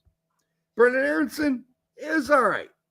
Corbeaus, male Corbeaus, we talked about because of their startling cup win. Got a win and assist. And now his team sits second in Bundesliga 3, primed and ready to go up to Bundesliga 2. 30-year male Corbeaus. Yes, male. This name's male. It's like, does that say I got a dick or what? Isaiah Young, by the way, is also on that team, but he was just in the 18 and he doesn't play very much for that 3 Bundesliga team. Remember when we all thought Isaiah Young was going to be great? Yep. Doesn't start for a 3 Bundesliga team. Caleb Wiley went 90 for Watford in that win. Got an assist. Good for him, buddy. That's what we need more of. And I think Caleb seems to be spreading his wings. Let's see if that continues. Gio Reyna, 22 minutes and a loss for Dortmund. He came in when the game was practically over already. I thought he had some good moments. I thought he had some. Saw the chance where he almost had a goal, but yeah, they're blocked. It's all right. But then Dortmund told him to go fuck off on a cliff somewhere. So he should have told them, I want to jump off that cliff, but you guys wouldn't let me. So fuck you too. We'll see how that works out. It's safe to assume now that if he ever gets back on the pitch for Dortmund, he literally will be coasting. He didn't coast. I know people said he coasted in that game. I don't think he did, but I'm just saying now that Dortmund has officially announced it, saying, hey, you can go look for another team. If he does make the pitch, which I doubt he'll actually make the pitch anymore. No, I don't think so. But we said that the other week. I don't know if he will anymore. Well, I mean, this is after an announcement now. Well, it's after they're down 3-0 in the game. And the game is over. Yeah, they got like a handful of games left. And they've already told him, hey, dude, go look for another team. I mean, they're not going to play. If anybody, they're going to call in somebody else from the youth squads or whatever to play over top of him at this point. And who's what Dortmund or what, 11th, 10th? They were. I haven't looked at the Bundesliga yet. They're horrible. They're just atrocious. I hate watching their games. While you do that, Haji Wright went 90 in a tie. Did not much. Zendaya, huh? They're 8th. And oddly enough, they're 1 game away, assuming that Gladbach and Freiburg lose. They're 1 game away from, or 1 win away, let me rephrase that, from being in the Europa. With that roster, them not making the Champions League is a crime. It's Europa Conference League, too. Yeah, even worse. Yeah, this whole idea they're going to play in the 3rd division of European soccer. Do we really need a 3rd division of European international soccer? Who's interested in that? Who's whipping out the loop for 3rd division European soccer? I think the Europa League was good enough as the 2nd division of the championships for Europe. Do we really need 3rd? Unless you're a fan of the club, who gives a fuck? Who can even name the last winner of the fucking Conference League since it's existed? Nobody fucking cares unless you're the fucking fan of that team. I can't believe we're doing this. Like they are. So they're 5 points for Mainz right now, who are the 4th place team, and there's 4 more match days left. So if everything works out for them, they might actually they stand a chance still. It's a slim chance, but they still stand a chance to actually get a Champions League spot. So let's just if you were to look at the different trophies and put it in line. Like winning the Champions League is a fully erect trophy. The Europa League is like winning a trophy, but it's a little flaccid. It's not quite fully erect. And then winning the Conference League is like winning a limp dick trophy. That's what that is. Why we have to have a limp dick trophy competition, I don't know. It's not necessary. It's just about FIFA and UEFA making more fucking money. Fuck that. Let these fucking lower teams that have no chance at winning Europa or the Champions League. Just let them be. Let them try to at least stave off relegation in the leagues they're in, because we see a lot of that in Europa League or the lowest conference league. These teams, a lot of them are fighting to stave off relegation in their leagues because they got this jackass tournament they got to go play in. So a lot of them just go play the kids anyhow. It's a waste of everybody's time. All right. Real quick, though, Johnny for $2 says, born and raised USA guy that can do a flip since Joe Max Moore. He's talking about Emmanuel Sabi. Jedi. So, well, born and raised USA guys. So the guy born in the U.S. is what he's referring to. That's just so not fair. I mean, how many years do you have to live in the United States before you're actually raised here? Because I was born here, but then immediately moved to Germany and was raised in Germany. And we can't necessarily assume that's what Johnny's saying, because quite frankly, Johnny's a big proponent for the Bundesliga guys. Yeah, and we are too. So. We are too. Yeah, obviously we've had that alliance with him for a long time, and we agree with him. Yeah.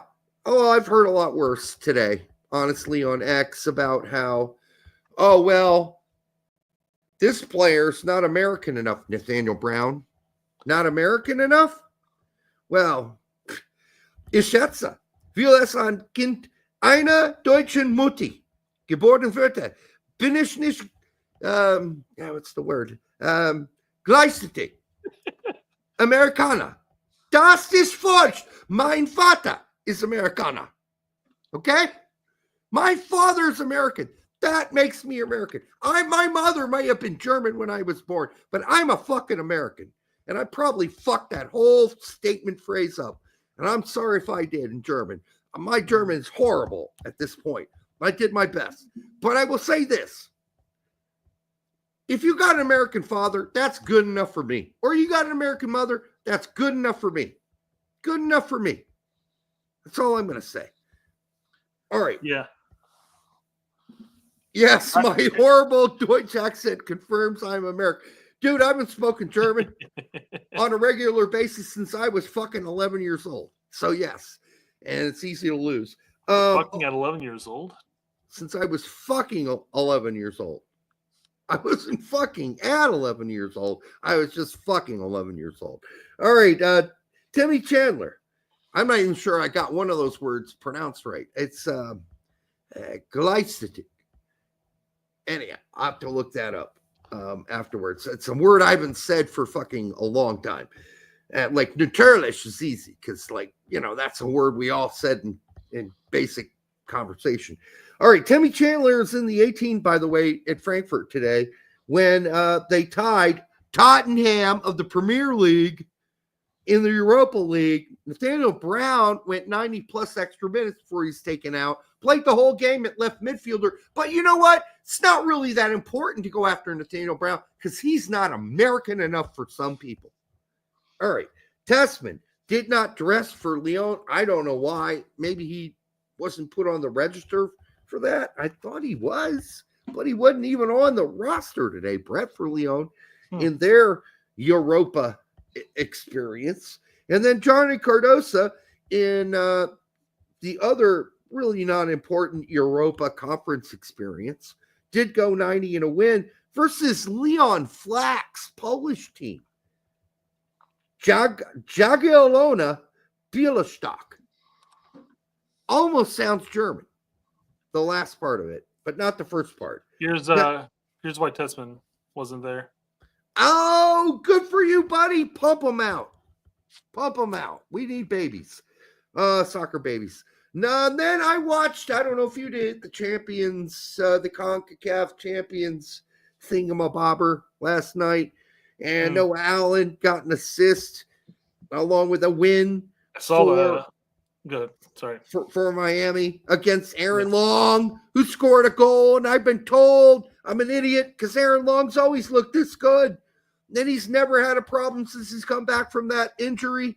He's looking better than ever. He's sharper than ever, too. Sharper than ever. Quicker, faster, stronger. He's like the fucking millennial. Well, no, the $1 million man. Almost he's the sharpest spoon in the drawer. That Aaron Long is ready for U.S. men's national team call-up. Listen, No, all we're saying, yeah, go ahead. all we were ever said here is that Aaron Long's not the same player he was at the New York Red Bulls. Period. Did he look good in that game? Yeah, he did. I'll give him credit. Well, this is the same argument that we've had with all the players that we say that aren't U.S. men's national team quality or whatever. We bring up players like when we're like sitting there like, oh, geez, Acosta, he'll have a good game, he'll have a bad game. Rolled on, we kept getting called in there. People are having problems with Leggett and Morris and stuff like that. All these players being called in consistently, and it's not to say that those players can't enter the pitch and put in a 30-minute stint that's really good. Maybe they bag a goal, but just because they do that does not mean that they're the quality of level that's going to be needed consistently at that level. I mean, you're playing Miami MLS team that does have Messi, and yeah, the goals weren't his fault. And he did get a goal. So obviously he had a good game, but that's not what he looked like last season.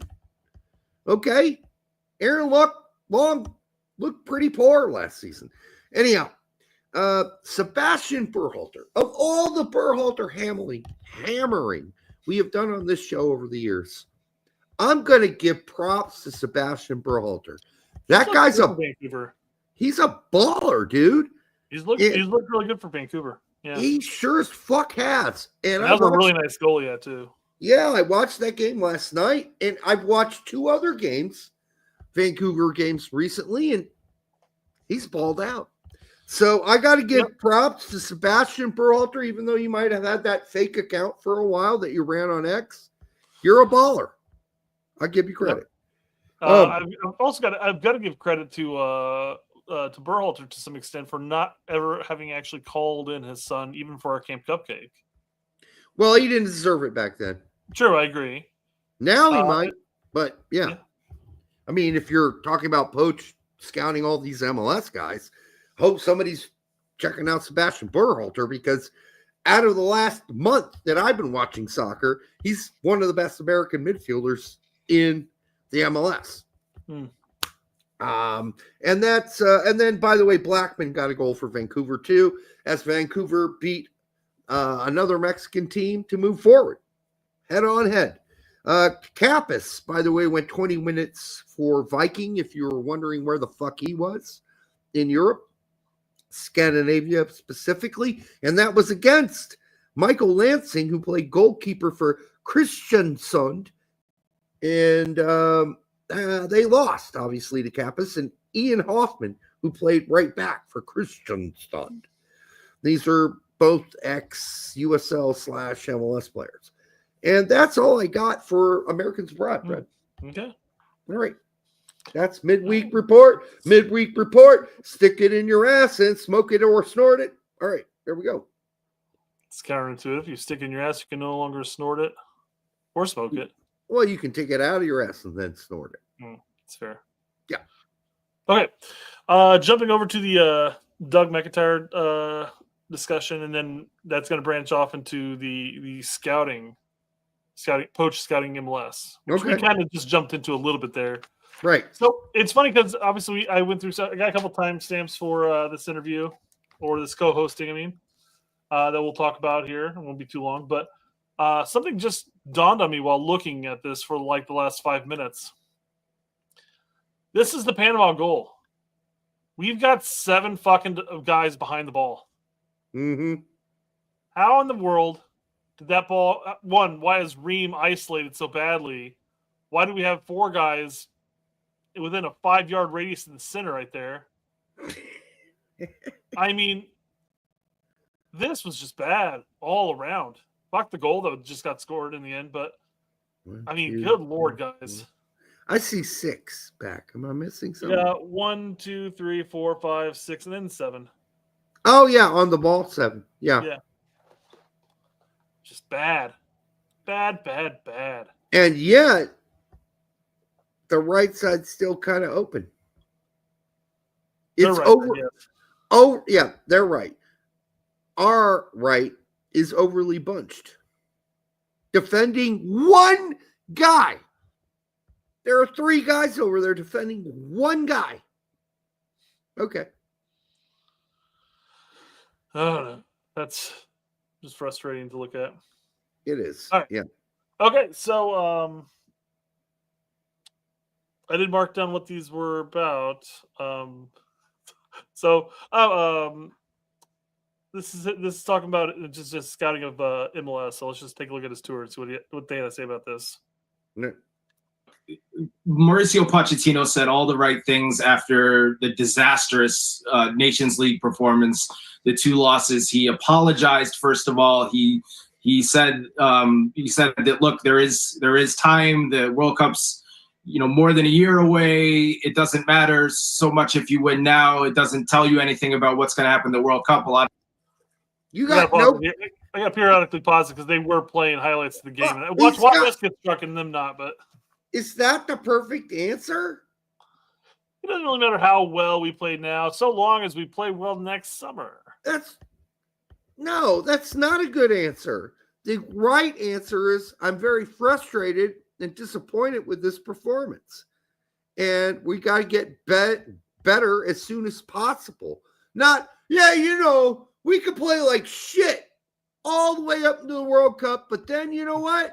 Other teams will play like shit all the way up to the World Cup and did really well.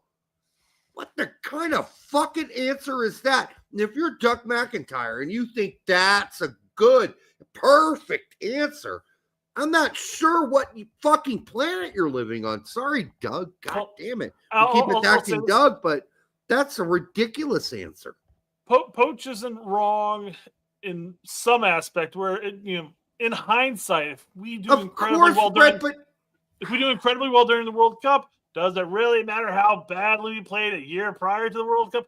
I will say yes, because obviously the Nations League is an actual competitive match for a trophy, and it's not just a random friendly. No, what Coach was saying is if we fuck up at the Gold Cup too, and we fuck up and suck all the way through against Switzerland, Turkey, Germany, we're getting our asses romped all year long. It doesn't matter leading up to the World Cup because lots of teams got their asses whipped for a whole fucking 2 years or a year and a half leading up to the World Cup and still did good. Okay, fine. Great. You want to fucking rest on that exception to the rule? Well, and not only that, but that's a rarity in its own right. That most teams. That's what I just said. Yes, most teams leading into the World Cup are not excelling, but they're at least performing. They're at least playing their game. They're moving forward, progressing here and there. It's not like they just suck.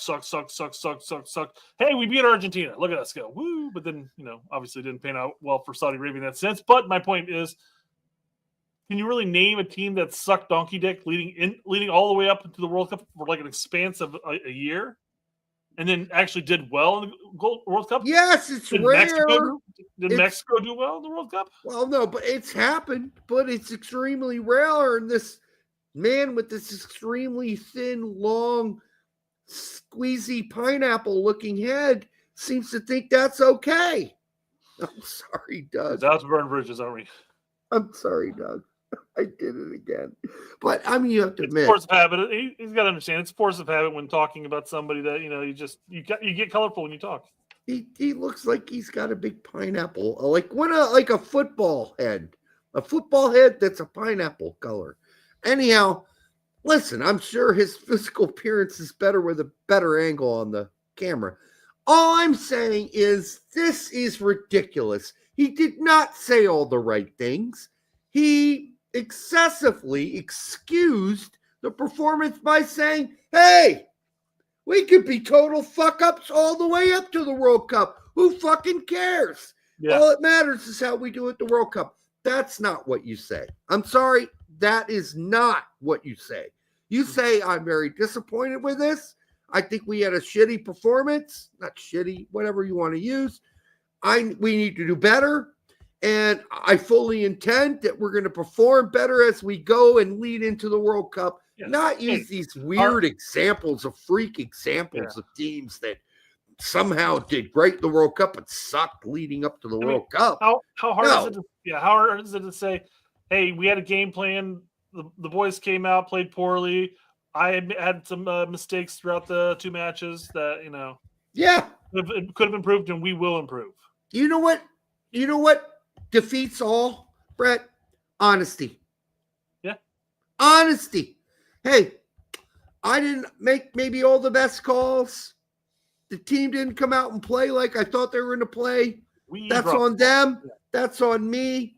We weren't good. We're going to fix it. God damn, how hard is that to say? How hard is that to say? And then you've won everybody over because you've accepted responsibility. You've put the responsibility on them and you, and you said the goal is go forward to be better, and we're going to start winning some games. That's the goal. Not, oh, yeah, lots of teams fucked up all the way up until the World Cup, and they totally had a great World Cup. So that's what is that what we're going to do? We're going to fuck up constantly all the way up till the fucking tournament? We're going to be shat in the face, have people bend us over, fuck us up in the ass, and shit down our throats? Is that the plan? I hope not. But don't say that then. And I'll give him the benefit of the doubt. English isn't his first language. So Poch basically came out and pulled out the Thomas Edison quote. You know, when making the incandescent light bulb, I didn't fail 2,000 times. I just learned 2,000 different ways to not make a light bulb. Yes. So we didn't fail these matches. We just learned how not to play for the next. Okay, but Poch isn't building a light bulb. The light bulb's been built. He is, we already know how the light bulb works. And he's taken a light bulb and he's only screwed it in halfway so far. And that's why it's flickering. Yeah. And so he needs to get back. Example, yeah. I mean, if we want to get to metaphors. A little more. Yeah, just a little more, couple more turns there. But don't be like, I'm just going to leave it there. Like, because if we leave it there and it just flickers and provides very little light, intermittently. Well, to continue on with the light bulb thing, it's like, I'm just going to leave it there, let it flicker until the World Cup, and then I'll twist it. We'll have all the light. I wanted him to say, I'm twisting this bulb now because this was not acceptable. I'm squeezing that fucking bulb all the way down to that electricity. We're going to light this bulb and we're going to get it ready for the World Cup. That's what I wanted to hear. I did not want to hear, hey, we could leave this flickering because other teams let it flicker and they went out intermittently and they failed and miserably. And, we still went on and screwed the bulb in right before the World Cup. Now, how about we screw that bulb in now? We want to talk about light bulb metaphors. Yeah. Fuck you, dude. Yeah. All right. A lot of teams, they don't do well in the lead up to the World Cup, and then they do well at the main event and all that stuff. Privately, I can tell you that Mauricio Pochettino was furious with his players, furious with the performances. He's obviously a very charming, likable guy, but sometimes that's over. He's not only furious, he's also charming. I mean, you couldn't spit on this balls guy.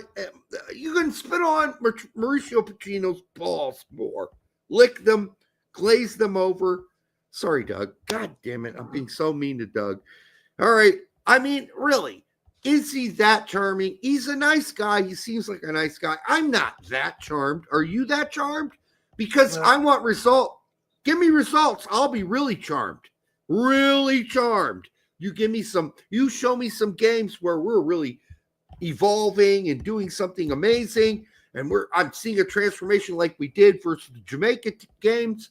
You show me more of that. Yeah. I'll start licking your balls too. But other than that, I'm not licking your balls this early. No way. No way. And I'm glad he was upset though and frustrated or whatever he said. Frustrated? What was the word? It was super frustrated. Yeah. Okay. Okay, going to 11:19. That's close enough. Okay. This has to do with the scouting report, so. Doug needs to back this camera. Yeah, and then listen, the Pochettino staff, they started in Europe. They visited a number of clubs after they took over in September of last year. went and visited Christian Pulisic at Milan, Way and McKennie at Juventus. Before the Nations League, they did a scouting tour of England. They were at a number of clubs, not just watching games, watching training sessions, going to meet with the players at the training facility. Yay! But I mean, yeah, it's good that they're over in Europe scouting players, but the problem is they're scouting well-established and players that you can go back and rewatch matches. They have the whole matches you can go back at US Soccer. Say, your employer say, hey, can I get all the matches for like the last 6 years? This is let's just say last 4 years. God, this is not complex, Brett. You just go. You don't even go to Europe. You just watch the tape. Like, hey. Give me a tape with every time Chris Richards touched the ball. That's all I want to see. I don't need to go watch a Crystal Palace game. I don't know. Okay, maybe you should. You go there, you watch a game, you can wine and dine him. Really, hey, you can fuck him in the ass, suck his dick, whatever it takes. Sure, yeah, okay. If that's what it takes, you go do that. But yeah. Scouting, I think, would be the looking at the players that are on the fringe or haven't been called up yet. Again, I don't need to go see Pulisic at AC Milan. I really don't need to go see Musa. We have plenty of footage of them playing. You want to go watch Pulisic play another horrible game with AC Milan? I mean, not him personally, but the whole team. Yeah, play shitty. Okay, go do that. But we already know who Pulisic is. You don't need to scout Pulisic. Go scout players that might benefit us going forward. That's what I'm asking for. Yep. Meeting the staff at all the clubs, which I think is really important. They moved on to Germany, and the plan was always after the Nations League to come over and spend some time in MLS. So Mickey D'Agostino, Mauricio. Well, of course he couldn't do it in MLS prior to that, though, because MLS was over by the time Poch got in here. My question is, why didn't Mossy step in right there after he talked about Germany and go, hey, just wondering, Doug, when he was talking about Germany, did he go scout? Did they go watch Nathaniel Brown? Oh, and we love Mossy, okay? I'm a big fan of Mossy. I think he keeps Wallace grounded in a lot of ways. That was the time for Mossy to step in and say, oh, whoa, hold on a minute. You just mentioned Germany. Did he go? Do you think he went and watched Nathaniel Brown play? No questions. Nobody's breaching this. Not because at this point, especially in an interview like this isn't asking Poch the question, which some people regard as disrespectful, which is ridiculous. This is a perfect time to ask Doug, who did he scout in the Bundesliga? I want to know, because they just skipped over that shit like it was nothing. Skipped over it. Fine. Okay. Who'd they go watch? Reyna's 5 minutes? Well, and I'll say one thing that he did mention, obviously. It wasn't just going to the matches, it was going to practices and watching them train. And that will open up more doors, I think, as far as scouting is concerned, than, say, go and watch. Because anybody can sit there and watch Pulisic play every week. You and I do it all the time. Yes. So, I mean, getting there, meeting the players, because I guess that's the other thing, too. Poch is brand new, and you got to go and you got to meet the players, so it makes sense, I guess. Do you really need to watch Pulisic in warm-ups and practice? Sure. Talking practice, Brett. Yeah. Practice. No, we don't. Yeah. Well, we don't see Pulisic doing all the bicycle kicks that he does in practice during a game. So come on, dude. And go visit. If you want to watch a player who only gets practice, go watch Maloney. Didn't hear his name brought up. Practice. I guarantee they go to Mainz. They're like, Maloney? Fuck that guy. He's just a fucking center back that doesn't play center back. Hey, we could use a center back. Good. We really could. Whatever. We get no specifics from these guys. We get no details. This is just this is a massive generalization report, but go ahead. Pochettino is one of his assistants. Watched Diego Luna score 2 goals for Real Salt Lake. Oh, wow. Last weekend. Revelation. Going to watch Luna again with RSL. Oh, my God. We're watching more Luna. I think you already know Luna, motherfucker. I think you can move on to other players. We already know Diego Luna. Diego Luna's a baller. Diego Luna plays hard. Diego Luna's skilled. Fucking move on. How much more? Go watch the highlights. He scored 2 goals. Do you really need to go watch Diego Luna? Maybe take him out to dinner and suck his cock. But other than that, there's no reason to fucking go visit Gio Luna. We know he's a baller. Go watch the highlights. He proves it most of the games. Sorry. And they're playing Nashville. Tony Jimenez, the keeper coach, will be at Zach Steffen's game this weekend. Fuck. We already know Zach Steffen is. I would say, Luna's taking on Nashville. And it would have been one of those things where maybe Poch's team could have gotten a look at Zimmerman, but he also got clobbered and he's out. Yeah, so he's done for a while, a little while. I mean, I hope not too long for him. I don't wish anything horrible on any player. So I don't know what the fuck they're watching. Frankly, I mean, I got MLS Pass. I can watch all this shit without going there. Like I said, unless you want to take them out, build a relationship, suck their cocks, coddle their balls, whatever. If that's what you want to do, fine. But otherwise, you're wasting time. There are other things that you could be doing right now. But, okay, go ahead. Use the U.S. Soccer dime, ching, ching, ching, ching, to travel all over the country to watch players. We already know who they are. Now, if they spot another player, like I would say this, if you spot another player on an opposing team or a team you weren't supposed to go there to scout, great. Except we watched several fucking games on MLS this season, many of them, where we watched a game not long ago. There were 2 Americans that started on the pitch. They were both the goalies. Okay, I guess you're there to watch the goalies because they're the only 2 Americans that started on the pitch for those teams. So anyhow, sorry. This is irritating. I'm trying to get through it. Yeah. So, and you brought that maybe you're going to get introduced to another player that you weren't expecting to.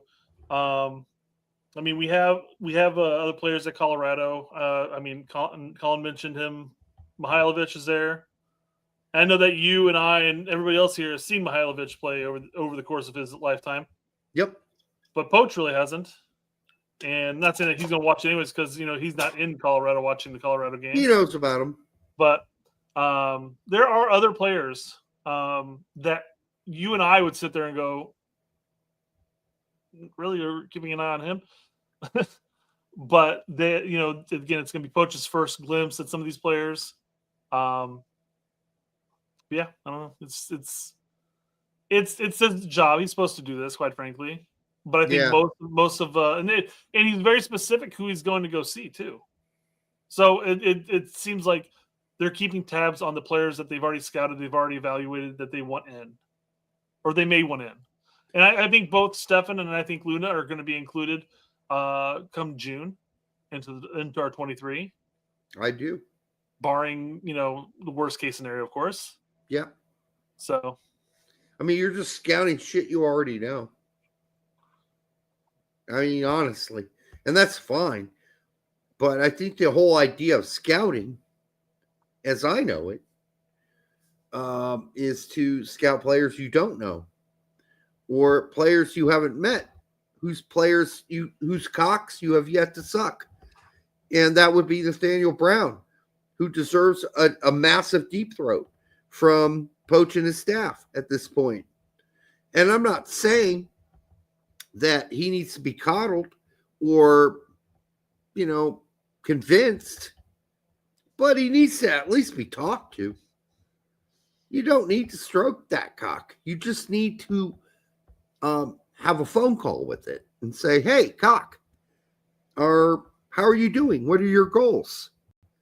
Are you interested in us? We're kind of interested in you because we've been watching you play for this team called Frankfurt in the Europa League, not the Conference League, because that's a joke, but the actual Europa League, the second division of European Championships. And we noticed that you just played Tottenham and you played really well. And we're just kind of interested in what you're thinking. And you know what? Nobody's asking, so nobody's going to tell. Yeah. All right. Last thing we mentioned on this topic, because I feel like we've covered the main topic. We're beating this dead horse. And this is just an actual quote specifying what we've already talked about for Gold Cup.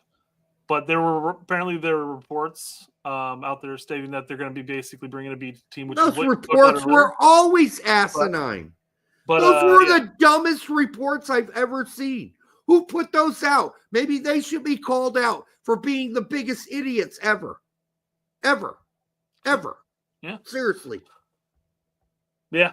So it looks like according to Doug's understanding, Doug gets it right.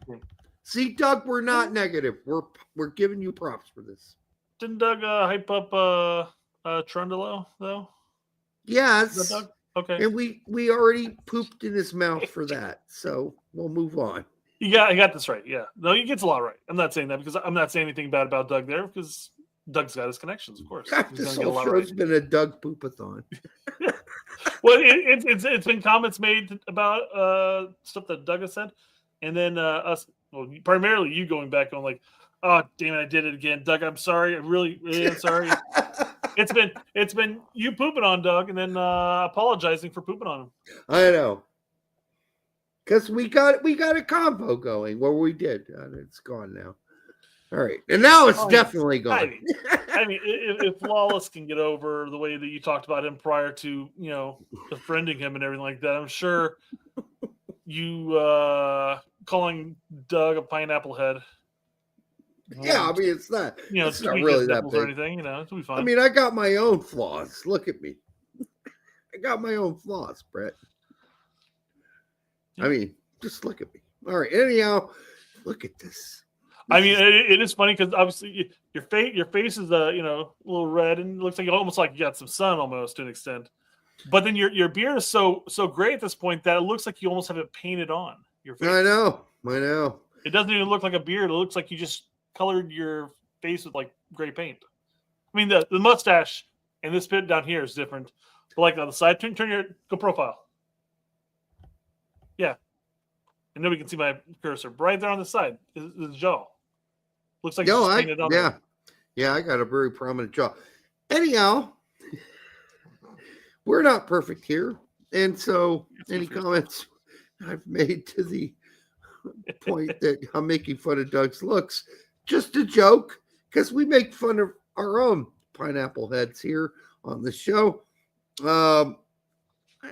Anyhow, we'll be back on Monday. Enjoy the weekend. Enjoy the games. And hold on, I think we missed this chat earlier.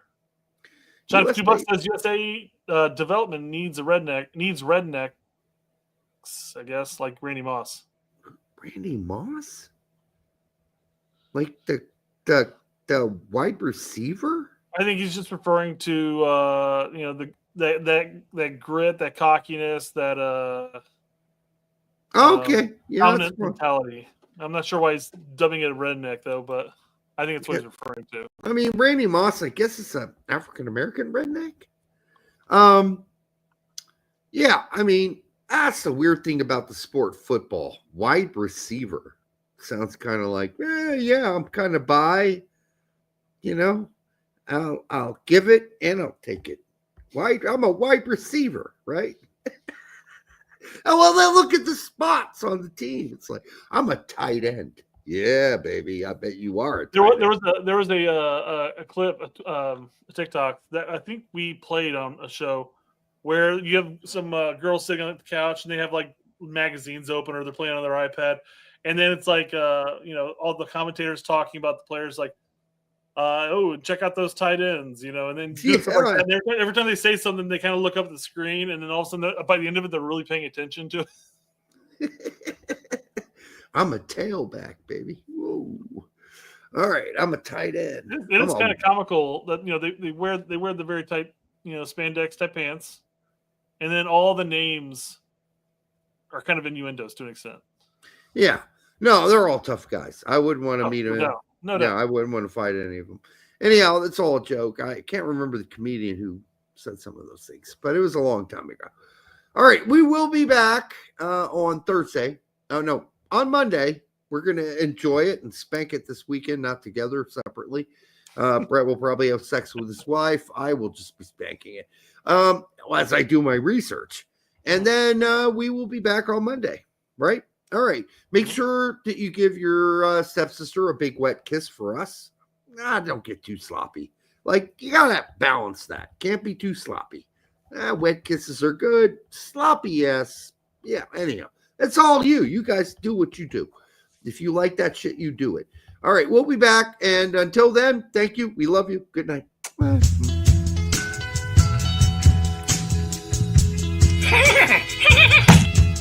That hurt. I want to play in Europe. What the hell does that mean, right? Because Europe could be Latvia, Luxembourg. No one's talking about Latvia or Luxembourg, dumbass. So you don't want to just shove it in there. Start with the smaller finger, especially if this is the first time. Start with the smaller finger and go slow. I mean, there's a lot of things that need to change.